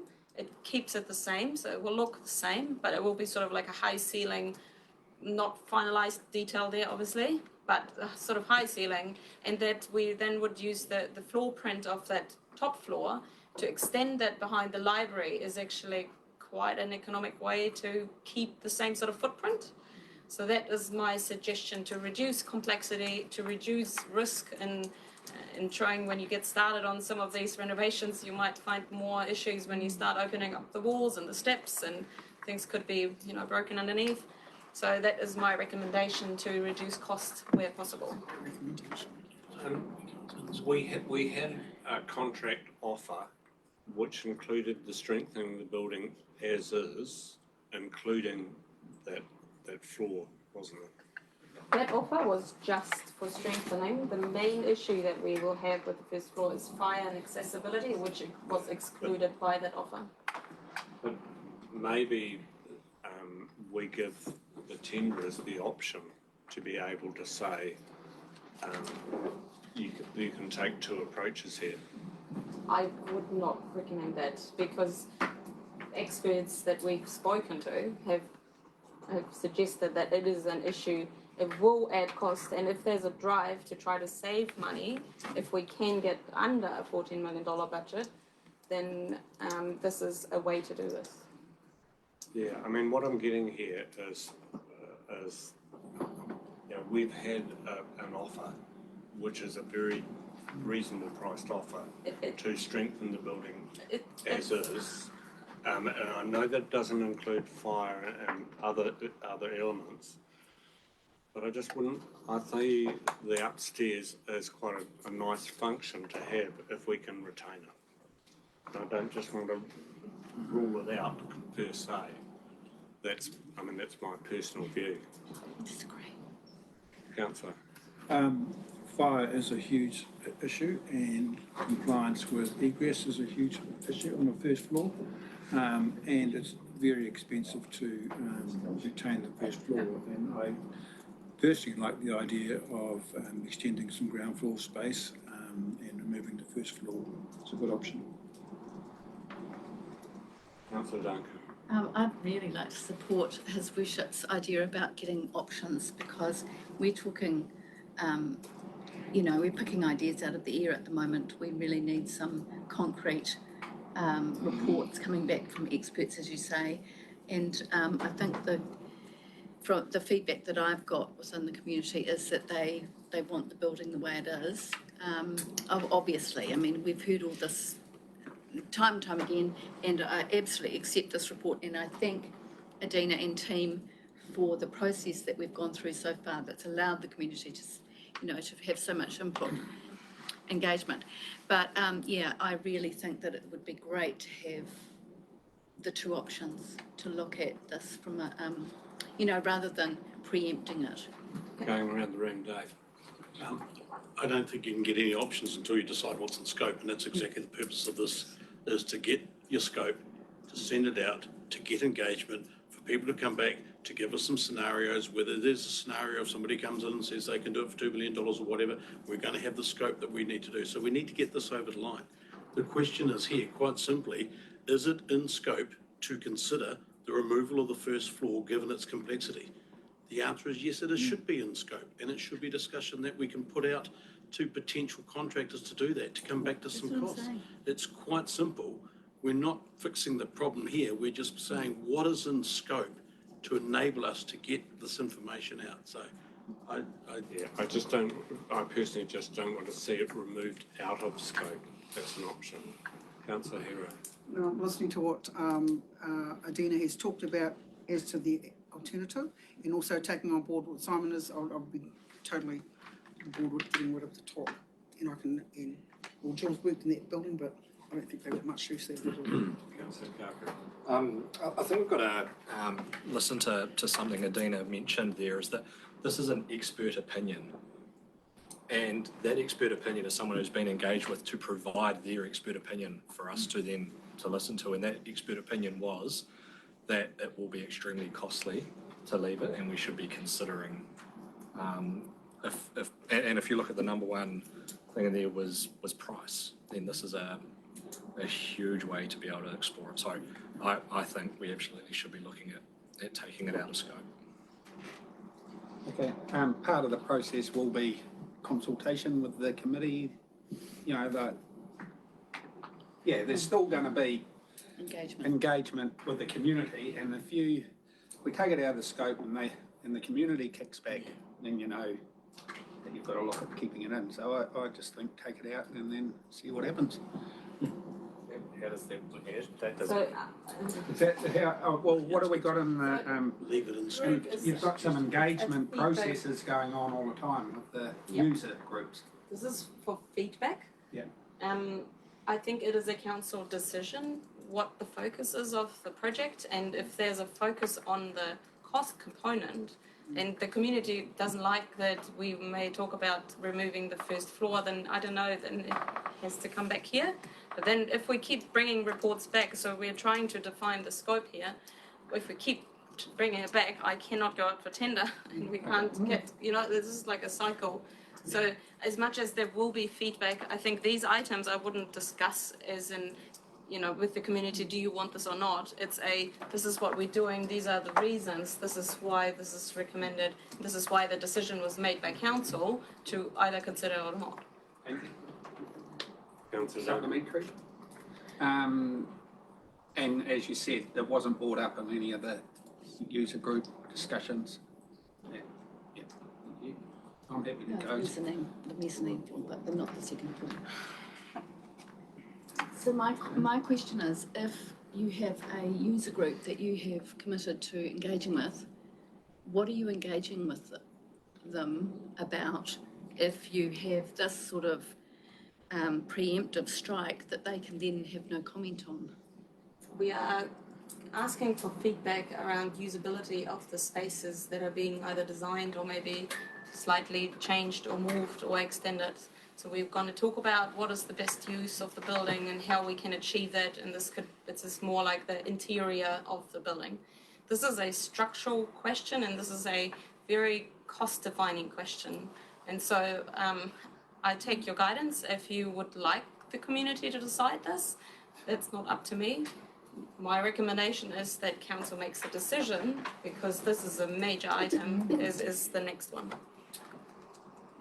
Just with this description here, the community won't lose out on space. There's a much cheaper option to actually create more ground floor space, which is more accessible to more of the population. And so the community won't be missing out at all, and so they will have options within that space.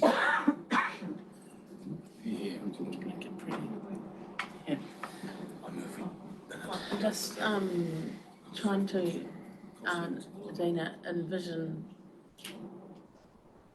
what it would look like. I'm just trying to envision what it would look like. So basically, it would mean less people in the hall for a production. No. So currently, the first floor houses 4 or 5 offices, very small ones, and it has a mezzanine where there's some seating that has been closed off for a number of years. Oh, so this area hasn't been used at the moment. And it's at the time it was built, it was like the style you had. These halls was like there was very far back there was seating, and then you had the stage, and Like it was set up that way. Yeah. Yes. But the more common way now is probably not having these mezzanine floors anymore. They have a very single use. So then, what the feeling I had was that I was around big funerals that they need a lot of space for, particularly. So would this adjacent space that you're tacking on the back of the library, would that be able to be used as part of a big funeral? So that when the design is being progressed, there's all this discussion that can come in. At the moment, there's obviously nothing next to the hall, but if there is an extension, there could be a connection between the hall and that space to make it more usable. So there's lots of ways of increasing it, but the town hall size at the moment wouldn't be looked at as changing, if that makes sense. A question from me, if we take out this floor, the meeting rooms that we take out, they need to be reproduced somewhere else, built somewhere else in terms of to meet the scope of meeting rooms? There are no meeting rooms at the moment up there. There's only like offices that would be replicated on the ground floor behind the library. Extension. But so you'd have to build an extension to replicate what you're removing. Correct. But this is one of the reasons why I think we should keep the options open in terms of tender to be able to consider retention. But the expert advice has been it's a very cheap option. Cheap. Yeah. But if somebody is able to, what I'm getting at is if somebody is able to strengthen the building as is at a reasonable price, then we don't have to do that. Your Worship, I'm sorry, but we're missing a fundamental point here. What this is saying is that we consider the removal of the first floor as being in scope. As a possibility. As a possibility. If we say, no, it's not in scope, then we're committing to keeping it.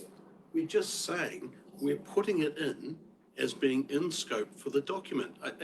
And what space is left from it or what comes out, that's all superfluous to this conversation. We're simply saying, let's have that as in there as a consideration in scope for our further tender options and what people may come back with. I'm not sure why this conversation is going round and round. That, which is something that I'm supporting. I'm saying keep it in scope to be able to remove it, but don't say that it has to be removed. That's why we put it in the scope for the discussion. It simply says to be discussed. In scope. Question, if you're going out for the two proposals, do you have to then have two designs that you go? Develop two designs. We're not going out for, what we are tendering out is a construction contract that is including the design that will basically collaboratively design and build the building. So this is a common approach for sport halls and that sort of stuff. But in this case, because it's such a focus on structural and strengthening, it makes sense to have it as one package. And what I will have to tell the tenderer, or when we start the design, is what is the budget. And if I can keep to the 14 million, the estimate that we had was 14 million, but if you want to save money in this space, and I'm talking significant, like, who knows, a couple $1 million to use for other capital projects, then, this is one of those decisions we will have to make, and I'm assuming the next one will be probably just as contentious. So we might as well talk about both of them at the same time. But it might, I don't know, so if your focus for me is to focus on the quality rather than on the cost, I can do that. But you need to understand that that will affect cost and timeframes. So these all are interlinked and always connected, and I can't deliver cheap and high quality and also fast. Councillor Hero. Just to remember, it's plucking something back from my brain. The feedback that you had from the Taipi community is they didn't want money wasted on things. So I mean, you can't have everything. So that needs to be put back to people, because the same people that said they wanted to potentially, they don't want you to make it as cheap as possible, could potentially be the same people that say they want to keep that. So saving money was one of the key things that came back from the community. Councillor Kauka. In the interest of trying to move this along, Adina, do you need us to, for your conversations that you're going to be having when you take this out, do you need to be specific in either the mezzanine is in or it's out? Yes. So I don't see that we are in a position that we can go against expert advice. The expert advice is that you are better off without it. And sometimes councils will make the decision to focus on, an aesthetic component or a brick for brick component, and that's, a decision to be made. But you're right, this is a cost saving recommendation that will not affect the aesthetics in probably a lot of ways. In some ways, obviously, you will, there's no first floor. But it is a decision that has to be made so that we can move forward. Councillor Duncan. So No, sorry. Tungus indicating No. that it's split. No, I should be doing this steps. Councillor Wong. I disagree with Councillor Wilson in that allowing the scope will allow this option of having the second floor. So this is pretty much a argument of do we look at keeping the second floor or not. And I have to agree with His Worship's position that And if the costs are something will come back to us as unbearable, then we will. This will stretch the process, won't it? Yes, it Well, will. yes, it will, but it is quite important because it will alter the fabric of the building a lot more than perhaps we realise. In what way? Not having the second floor offices is It only affects currently, Galen might correct me, 4 staff members that sit up there that would have offices just on the ground floor. It'll be how it looks, not how it The exterior will look the same, but the inside will change anyway, I'm hoping, because we are doing a redevelopment of a building. And so if it wouldn't change, I would be quite disappointed in spending that money.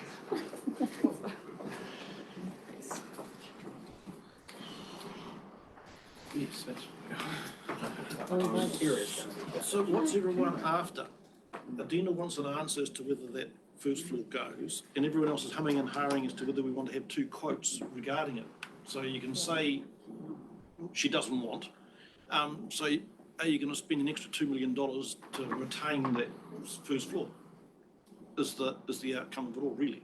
I guess the question for me is, I don't know that it's going to cost $2 million extra to retain. That's, to me, that's one of the fundamental issues. Staircase, elevator, sprinkler, what else do you want? Access routes. Has never been a problem. One concern I have is that, and that obviously we're not discussing, is the value of that flat land outside and the ideas from the community and from the plans that have come to us in the past about how that could actually be created as a community space. So, I mean, if that's not going to be considered, then, but I know that the value of flat land next to a facility like that should also be factored into as a cost. Losing it. Sorry, can I just ask what sort of things were you thinking? There are a number of reports that have been town centre plans and various other things that were used with the better business case study, etc. Showing that could become green space, community green space, depending on what happened to the library. It's valuable parking, it's a number of other things. What, your best estimate, what would the cost of retaining at that? I'm not putting a number on that. But you've had expert advice saying it will be expensive. I can tell you that it's hugely complex compared to removing it. Keeping it is high complexity in fire and accessibility and strengthening. It's low. So it adds up, ding, ding, ding. Yeah. Well, I guess what I'm looking for is the option to entertain a non-complying tender. So if you say you're going to go and remove it, or say that the option is there to remove it, and somebody comes along and says, well, actually, we don't think that it needs removing, and this is our tender, including being able to fireproof it, etc. I just don't want to see that completely excluded. So long as we can look at a non-compliant tender that somebody has an alternate system of dealing with these core issues. That's just what I don't want to rule out. The tender will be written about their experience and similar projects they have completed and their capacity, their capabilities, the team of people that will be doing this work. It won't be detailing what exactly will be designed. They will get a steer from us of what we are looking for, and this is where this is important. We can't be going out and say, actually, here's a whole range of things that we may or may not do. Yeah. But you were asking for direction in terms of saying you had to remove it. Was the question that came from the floor that Councillor Cowkin had. My recommendation is to remove the first floor. It's not actually even, it's going further than what Dave was summarising. I'm actually recommending to fully remove the first floor from considerations to maintain because there's a more effective and more efficient way to put it behind the library and hopefully save money, reduce the complexity of the construction. I'd like to move that motion.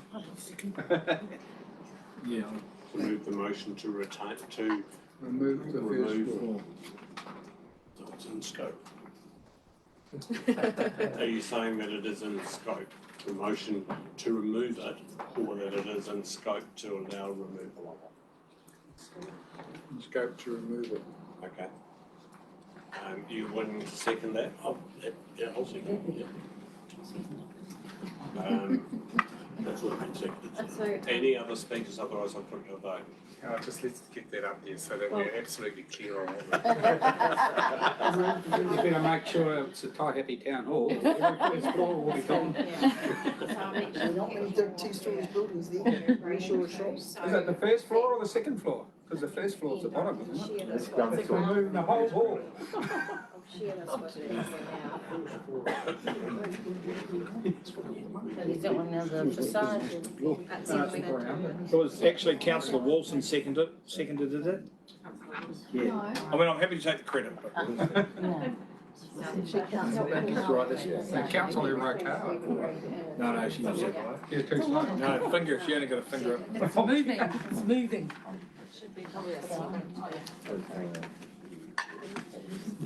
Next one. Demolish the facade, rebuild it. We've only got 9 of these to go.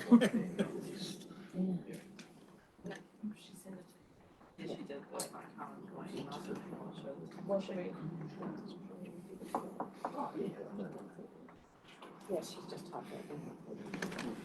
This will be removed.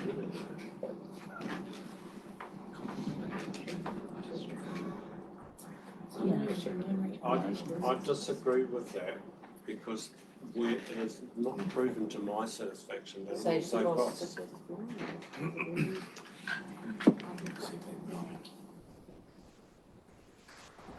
Are you speaking against it? I think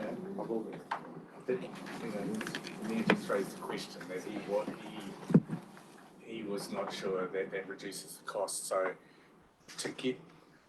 do we need that expert here to indicate that that is the case? Is that what you're looking for, or justification? I'm just aware, and I can't talk to people and I can't talk costs, but I'm just aware that somebody has said, I can come and strengthen this building as is and retain the structure as is at a fixed price that is, for me, surprising.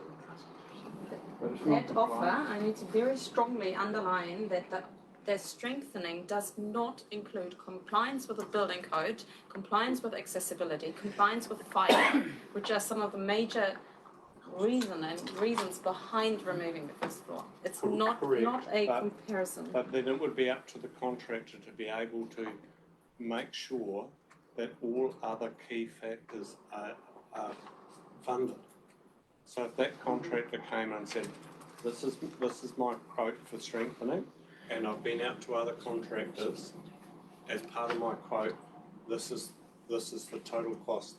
It includes fire protection, etc., and potentially a lift or whatever. It's just what I don't want to rule out, and probably the way that I do this is I'm quite happy with it having in scope to be potentially removed, but I just want to make sure that a non-compliant in terms of scope could be considered, that's all.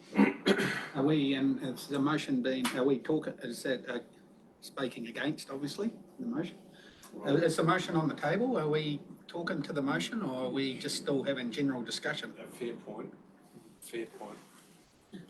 So, Councillor Loudon, do you wish to speak? Well, just that the way it's worded there, remove the first floor to reduce complexity of redevelopment and saving costs. To investigate retaining existing floor area by extending ground floor behind the library. So as it reads, it says reduce complexity, but it also says reduce saving costs. So that sentence needs to be addressed. Remove the first floor, reducing complexity and saving costs, full stop. Should be remove the first floor to reduce complexity of development and save costs. Otherwise it's reducing safety of the Been moved to second, we're still moving here, working on the bloody two cycles. motion. Two cycles, yeah, rather than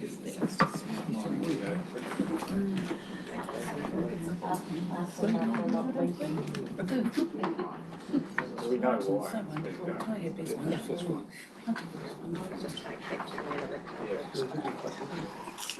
Can I speak to that motion then? This is saying that it is not, it's removed the in scope part. It's saying effectively that you will remove the first floor to reduce exterior door. Is that Yes. you're happy with that? Wish to speak to? I think the first floor is problematic from redevelopment of this building. I do understand the costs involved in compliance, particularly with fire and first floor situations. I think we need to make this project simple because it does have the potential, being a refurbishment, to be complex. I appreciate the work that Adina and the team have done, and I appreciate the fact that they've actually sought expert advice around this issue. Other speakers? I've got a comment.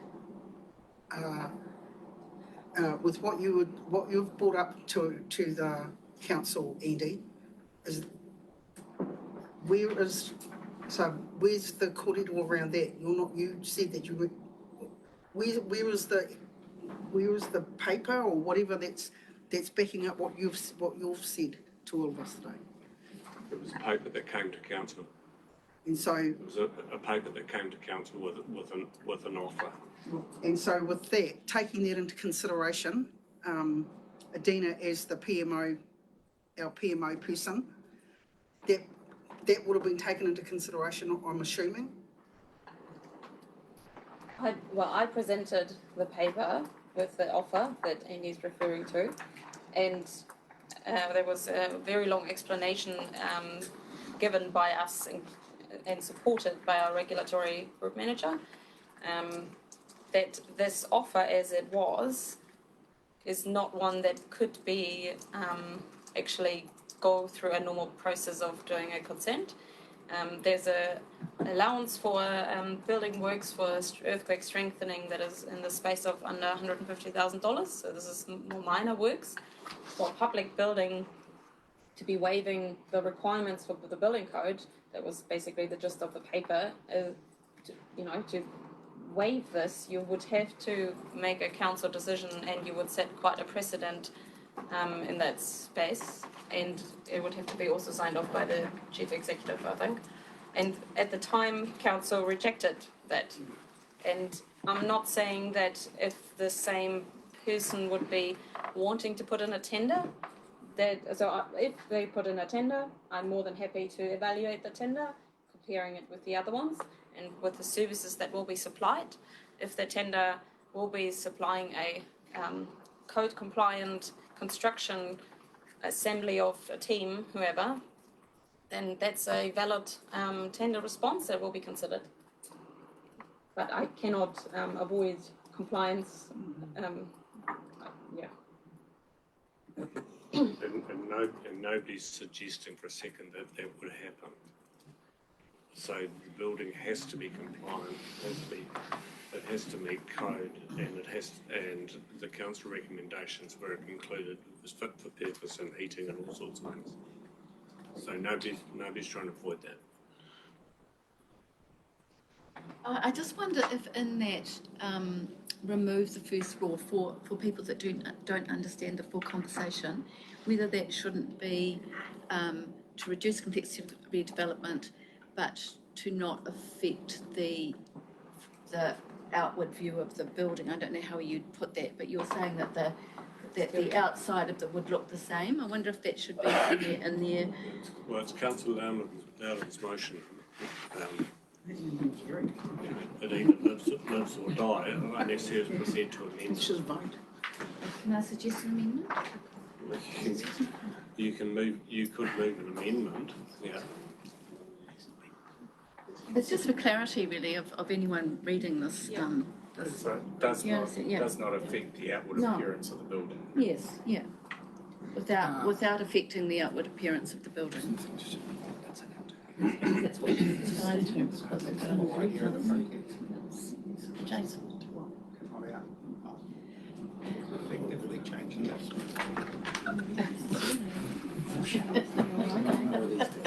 I mean, point one. Yeah, this is number Just make it clear. It is a mezzanine floor, it's an internal floor, it's not an external facade. You're talking about the offices, which are external. The offices actually are on the front of the building. The mezzanines in the hallway. So it affects both because you can't get to the mezzanine if you don't have the top story. Which just shows why you making a decision about this building is really interesting. You don't understand it. Sorry, a seconder for the amendment?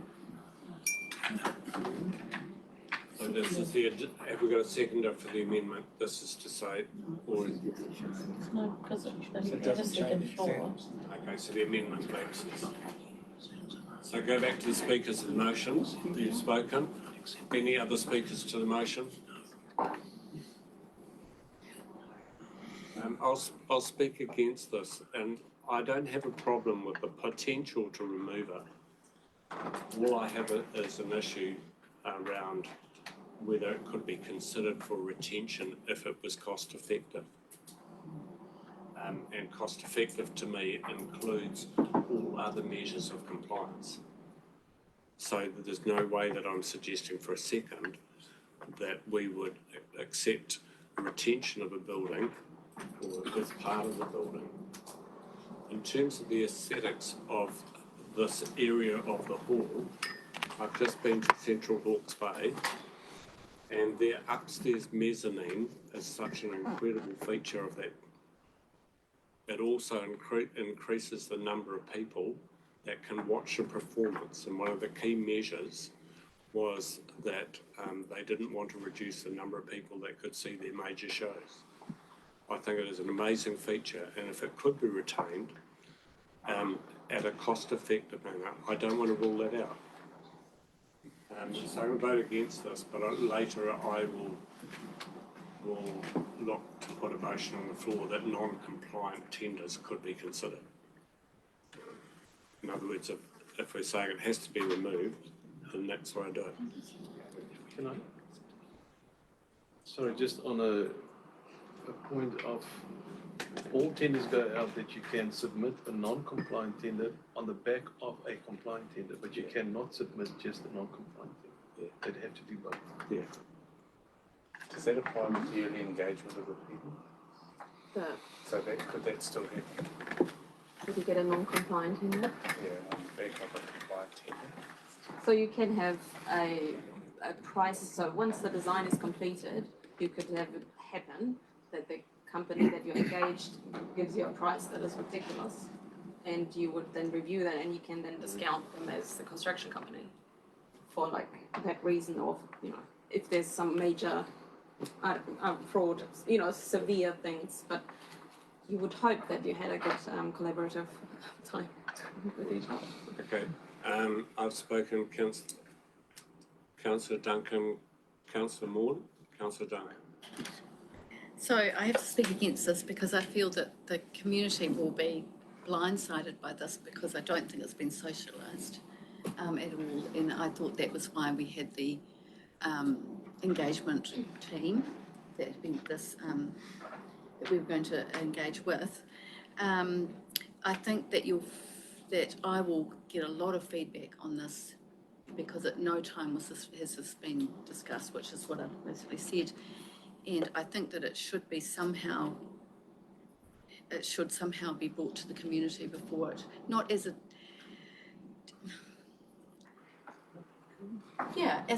option, and explained why it's such a good idea if it is such a good idea.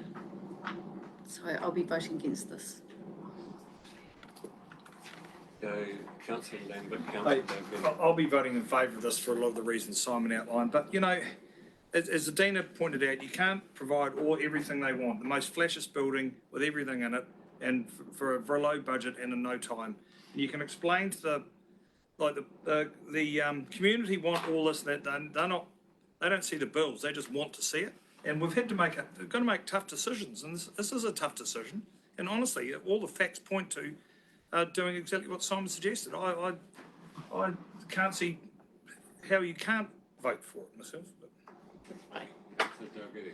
I'm going to vote against it. Well, good. I wasn't originally, but I just feel that there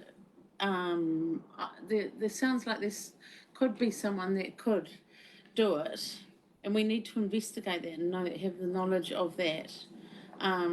Otherwise, I'm very happy to go for the cost-effective option and take the mezzanine out, but I need to be certain in my own mind that it has been considered, so I'm voting against it.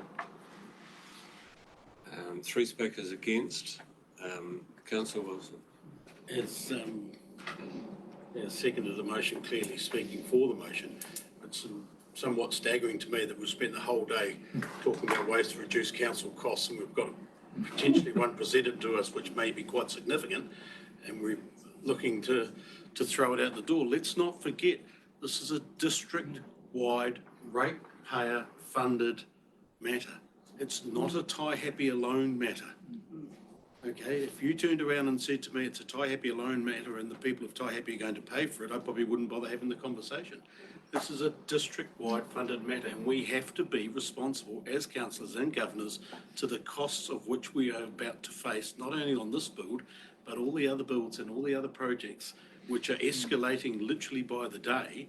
There is an opportunity to save some costs here while still delivering within scope a building that will work for the people of Taihape. Okay? And it's quite simple to me that this is a cost-saving measure and also opens up the scope of what you can do with the building if you don't have to work around a stairwell and a potential elevator. You've got so much more opportunity to help be a bit smarter in your design to accommodate some of the wish lists of the people of Taihape. And it staggers me that we're looking at an opportunity to save some money here and they're going to throw it out. Madness. Councillor Carter. May I ask a question of Adina? With this extra looking into costings for everything else, how much will that delay the tender going out? That seems to be the worship's problem. To be able to give you confident costings to compare both options, I will have to go through a whole design process of both options.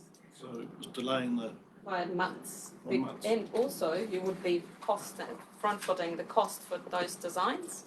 So you would be doubling your design costs because you have to look at both. Yeah. Thank you. Can I make a correction? The one that Carol was just pointing out. So as part of the, thank you, Galen, you mentioned it as well. So as part of a briefing note that went out to the attendees of the workshop, there was a mention of the facade and for the first floor removal. It also has been summarised on page, where was it? 82. That there was just the summary from the consultants that attended that workshop and ran it. They basically were saying that there was not a huge focus on it. Yes, so that it has definitely been, it's not new to at least the people that attended. Just a clarification point on that. Is it fair to say that they assumed that it was going to be retained, but they were not told that it was going to be removed? So Blair was there on, if you remember, the engineer that was speaking towards the sort of strengthening side of things. There was definitely a discussion around the first floor and the complexity that it has with it, and that there could be some savings and reducing complexity by removing it. Councillor. I'll be speaking in favour of that motion. And I'm going to go straight back to the kōrero that came of what did Taihape want. they wanted things to be cut back. That's actually the wording that was used. That's what came back from the people that Jill's talking about. The people we all attended, there was a lot of us that attended that workshop.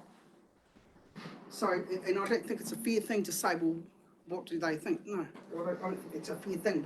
We're supposed to be around this table as councillors to make decisions. And as somebody has said, sometimes they're not going to be popular or good or decisions that everyone wants. But I'll be supporting the motion if it ever gets the chance to be put up there. We've had 3 speakers for, 3 speakers against. Go back to right and reply. I've just browsed through the public consultation document, and there's no mention there of the mezzanine floor apart from the fact that it's high cost and complex, and doesn't have value in the project. The community talks about flexibility of spaces, and I think in a redesign of the first floor, I think you can make a lot more things work better without having the constrictions of upstairs. I feel as though, to answer the Mayor's suggestion that you want to increase public space to view the stage, you can also put in tiered seating into that downstairs space instead of just... So there's different options here to improve that. I really feel as though this is a no-brainer from a development perspective. So I support. Right, let's put it to the vote. Those in favour? Those against? That wins. Can I have that recorded, please? As a nay. Councillor Rakawa, Yes, I just have just before we go on to the next one, I just want to say and remind my colleagues here that we're in a formal setting and to address you appropriately as your worship, or Mayor Andy, or Koromatua. Thank you. Kia ora. I'll have my name. Okay. carry on. There I go to the next item.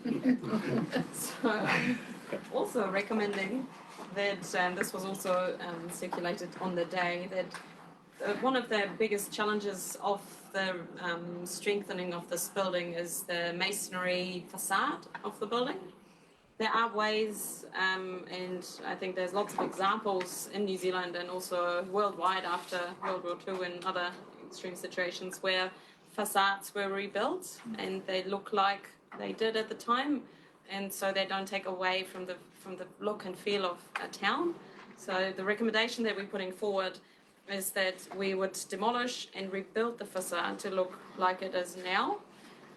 There are challenges, and we can assume what the work is behind we start opening walls, but in the end, if it's a masonry wall, quite commonly you literally build a wall next to the wall to hold it up, because that's, you know, the nature of that.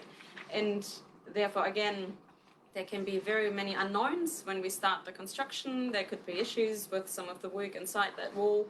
So therefore, our recommendation is to simplify and reduce complexity again by doing a rebuild of the facade. A question from me: does that diminish our opportunity to apply for funding? This building in is... terms of endorsement for Heritage New Zealand, that sort of type approach?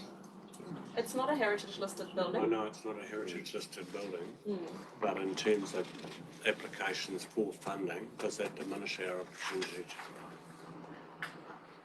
For what funding? to apply for, you know, any funding?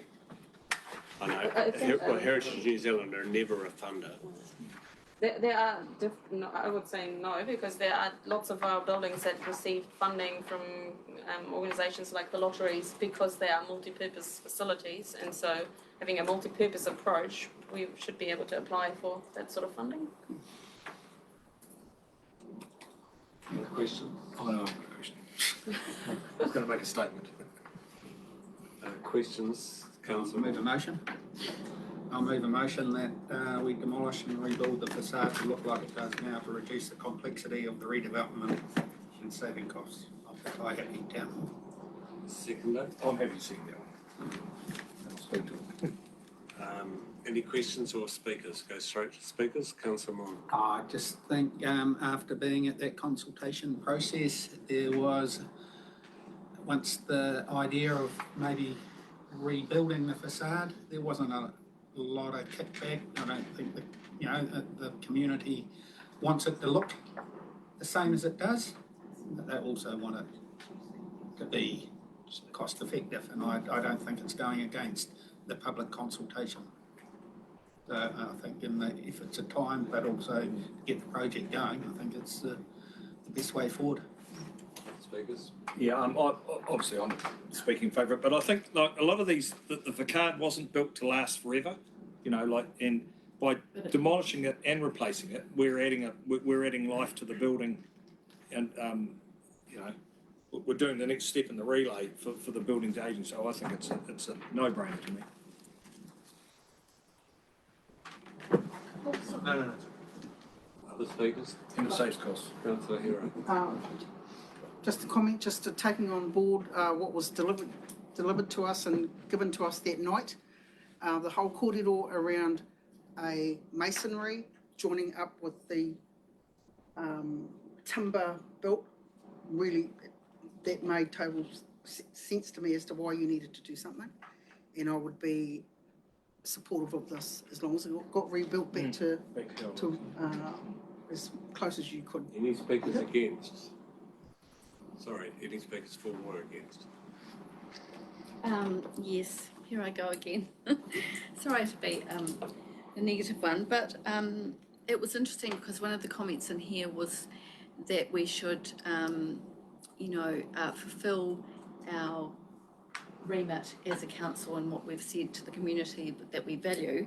And I did happen to go through our spatial plan, which talks about built heritage, supporting cultural significance, and enhance and protect our heritage. So basically this project will remove the heritage of that building. That facade as it is potentially what Heritage New Zealand would list because of the specialness of that facade, which wasn't built forever but has still standing. So I think that removing the heritage, such significant heritage value, is a big decision, and I'm not convinced that that is so impossible, especially when our neighbours are doing it left, right and centre, and they seem to have very cost-effective, more and more cost-effective ways of retaining such facade and supporting it for the future. So that's why I'm speaking against this. Councillor Maughan. Just a question, clarification. If my memory serves me correctly, one of the major earthquake problems with the town hall was the facade.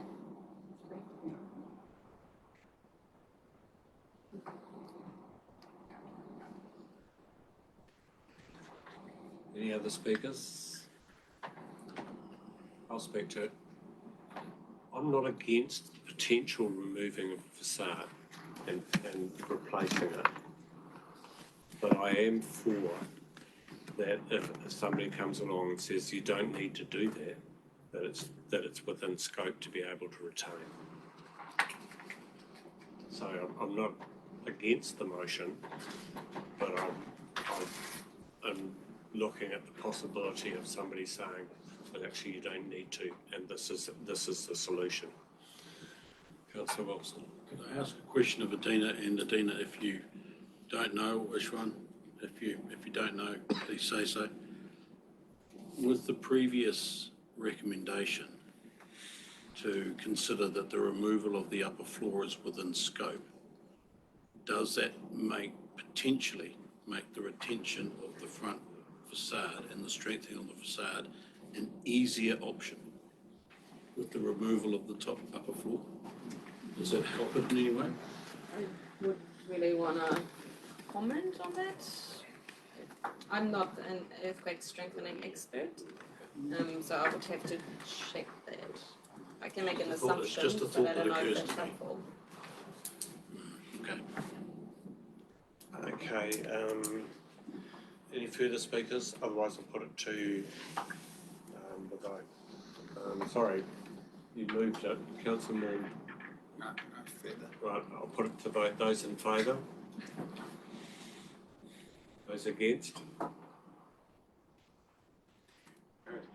Sorry, go back, I can't carry that. Let's go back and check this. This is saying to demolish and rebuild the facade to look like it does now and reduce the complexity. So this is a given. So if you're voting for this, you're voting for the demolition and rebuild.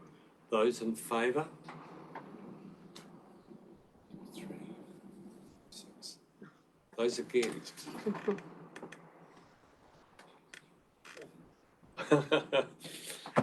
Is that 6 all? Yeah. No, there is a status quo. The status quo is that it stays as is. But remember, there can be a non-compliant tender the other way round, which says I can do this, but I'll replace them. Can I just clear something up on that tender thing? So a tender process is a very specific legal process. And the idea is you write a scope and people price that scope so you can fairly compare prices. A tender process is not an opening to throw other things in there because then it becomes an unfair process to compare apples with apples. So what we normally do is we say conforming tender is to the scope, but you can have a non-conforming tender on the back of a conforming tender. But then you have to tag everything out. And in that way, you can then compare them again. Really important. So it's not open slather, just chuck anything in, because it becomes unfair. Absolutely. And to add, the process that we're looking at, we're not tendering out a design. We are tendering out a contract that will design and build something. So it's completely, there's no... The advice from Adina and staff at the moment is that we've dealt with some of the big items and that we could come back to the other items. Is that the advice? Yes, can we just clarify, is that lost then? Yes. And if we do that, when will we need to do this by? All the other items can be discussed closer to when further design has been done. So I will bring back something, but that could be in a few months, to be honest. So they're not structural items. Just clarification, I just guess for Adina, now she has to go back with the scope to say that the front facade is retained in the scope. Yes. And I will amend the project plan to be clear that costs around that item, very unknown. So that percentage has gone down probably now. Yeah. It's a huge risk factor. So.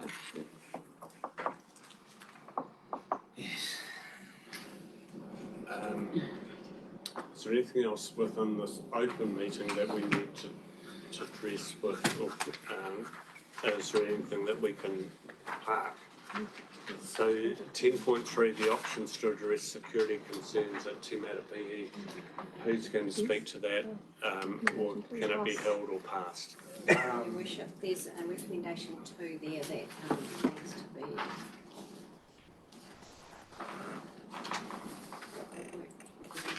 Can we do that without it being complete?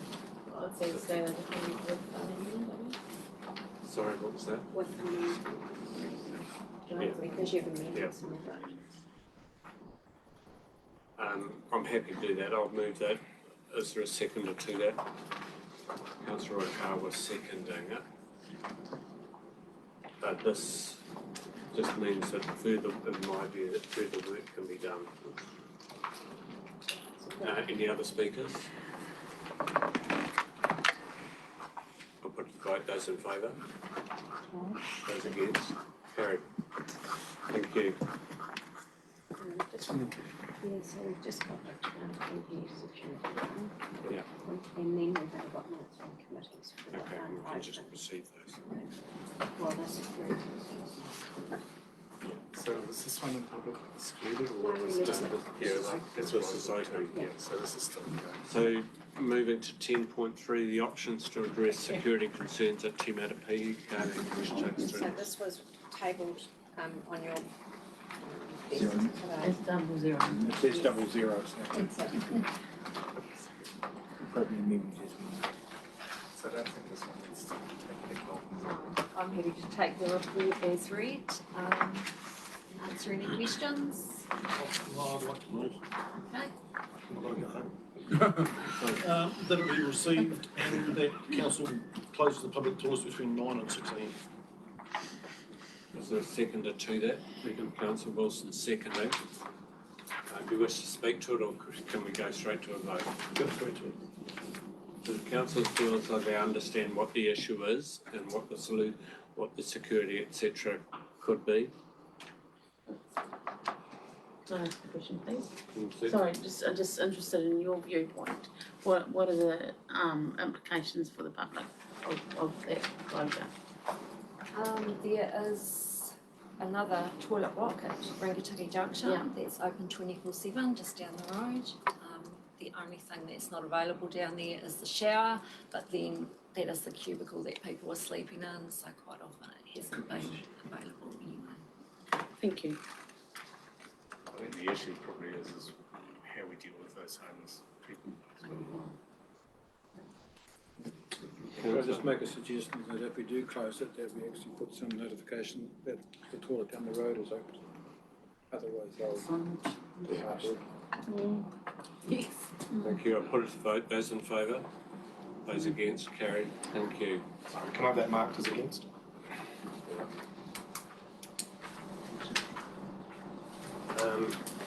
Minutes from committees. Could somebody move that we receive them as a block? Councillor Wilson moving, Councillor Rakawa seconding.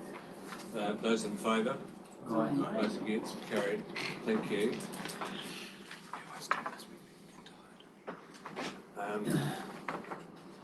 Before we move into public excluded, is there any one of those recommendations, the subjects, that anybody wishes to challenge as to why it should be not, why it could not be in the public arena?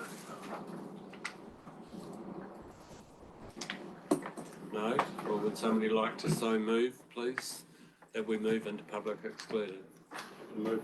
Councillor Wilson moving, Councillor Rakawa seconding. Those in favour? Aye. Those against? Carried. Thank you.